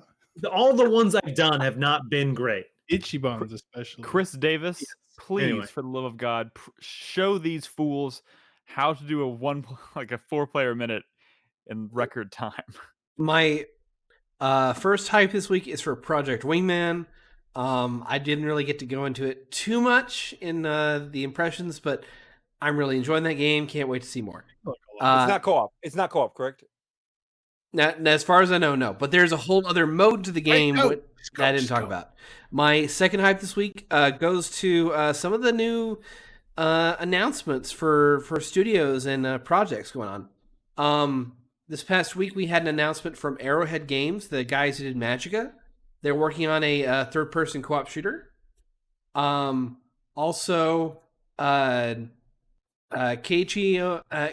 Toyama from Silent Hill opened a new studio, and their new game concept looks like a horror game. So that I might would certainly interest hope Nick. so. Yeah, It does. And then the founder of Avalanche has opened a new studio called Liquid Swords. And who knows what that'll be, but it's the founder of Avalanche. What do you expect? My sweat this week goes to the news about BioWare. Today it was announced late that Casey Hudson and Mark Dara have left BioWare. And that's not good news considering they did say that Dragon Age 4 and the Mass Effect trilogy legendary thing is still coming. But the fact that they're leaving just as the next Mass Effect is going into pre-production, that's not a good sign. So, fuck. And my fuck you of the week goes to all of y'all who are complaining about not having enough time to play games and worrying about Cyberpunk and all that, and yet you won't take the time to play fucking 13 Sentinels. Fuck all of y'all. How dare you? How fucking dare you? It's I on wish my I had. backlog. I wish I had the time, bro. I wish I had. I bought the time. a second copy for a friend for the holidays. It's a great have fucking game. I do have it. Play it. For All right, is God's it my sake. turn? Is it my Yes, turn? It's your turn. Is Oh, it gone? thank God! My hype. Watch Oh his my God! mic cut My out. headphone just my headphones just said, "Please charge device." Okay. My hype Did this they week say goes it like to that with that yes, accent? exactly like that. My hype goes to Cyberpunk 2077. Obviously, I'm very very very eager to see how that game ultimately turns out, especially considering how long it's been coming and how many times it's been delayed. It's going to be really interesting. But of course, excited for all the obvious reasons. My thank you goes to the team at Sony Bend, specifically the two lead developers who left the studio this week. Wanted to thank them for their work on Days Gone, which is obviously one of my favorite games of the last generation. I'm hopeful that this doesn't have any negative impact on the future of Days Gone as a franchise, because obviously Bend Studio is still a very much a thing. But writer director John Garvin and Jeff Ross both left the studio this week, so sad to see them go. But I hope Days Gone still has a bright future ahead. My first sweat goes to Visage, because I've been thinking about that game every day since I started playing it, and I love it, and I can't wait to play more of it. But I'm terrified every time I think about sitting down to play it, and I just got to suck it up and do it. I want to try and do it more, as much of it on the stream as I possibly can. But man, that game scares the shit out of me. And Chris Davis kind of stole my thunder on the BioWare thing, so I'm going to go ahead and shift I'll do another thank you to Warner Brothers for the news today that they're going to be releasing all of their movies for 2021 in theaters and simultaneously on HBO Max, which means all the movies like Wonder Woman and Dune and Matrix 4 and, pretty exciting movies, which are scheduled to come out in the midst of a pandemic, can be enjoyed at home. And which is great too, because I just built a home theater, so that's pretty good timing. Literally, you don't you have to pay for them, like the $30 to watch it. Like yeah, or do you? I don't think so. I think if you have the HBO, or I could be wrong. I have not looked into it. I mean, Disney did that model for Mulan, so I'm worried that HBO Max might do the same thing. I mean, I don't think. I think it's almost guaranteed. I think you're going to have to buy the rights to stream the movie, each individual movie. Like it's going to be. It's probably going to be like buying. But here's the thing: it's going to be, instead of going to a movie theater and paying $20 for 2 tickets, I'm going to pay $20 to stream it at home. I always go to the $5 movie. If you watch it in a regular screen on a Tuesday, it's $5. Yeah, it's fair enough. But but you also don't have draft houses where you are. No, we do. We have a couple draft houses. We have I do Cinema Grill. Yeah. I'm very very very sad because mini burgers. I haven't been to the draft house since March, and actually maybe in February. So I'm very very sad. But at the same time, it's still probably not a good idea to be going. So but I didn't want to miss out on watching Wonder Woman and all those movies. So I mean, Nick, we can still do we can do the rent your own theater thing. I know, but crazy. And they've even increased the value of that deal. Now, if you do that deal and you rent the theater, you get 10 free tickets that last year. Huh? I know. They're trying once COVID is over, Oh, really? Yeah. Yeah. That's pretty cool. It's pretty nice. I'm not ruling it out, but we'll see. So Wonder Woman, what else is on coming home? Dune, Matrix 4. Anything Warner Brothers. What about the Justice League? Suicide Squad to wrap this up, Nick. Yeah, Godzilla versus Kong. God damn it, David. I'm talking about DC and Warner Brothers. He lost himself. Guys, oh my God. Thank you so much for listening to this chaotic episode. David, thank you for being here. Yeah, that's fine. Hopefully I'll have you on again soon. That's fine. And 4playernetwork.com is the website. You can find all of our... dude. Oh my God. For 1 second, he let it relax just a little bit. I'm letting it relax right now. Asshole. Is that cologne, David? He's made that joke like 4 times, dude. It's my water bottle. Guys, thank you so much for listening. Of course, tune in next week for another episode of the podcast. We'll be talking about Immortals Phoenix Rising, I'm sure. And the week after that will be Cyberpunk 2077. So we still got some good stuff to talk about before the end of the year. Before the year has come to an end. So stick around for that. And in the meantime, check us out in Discord at discord.gg/4player. Stay safe out there. Wash your hands. We'll see you next time. Good night. Bye. Bye.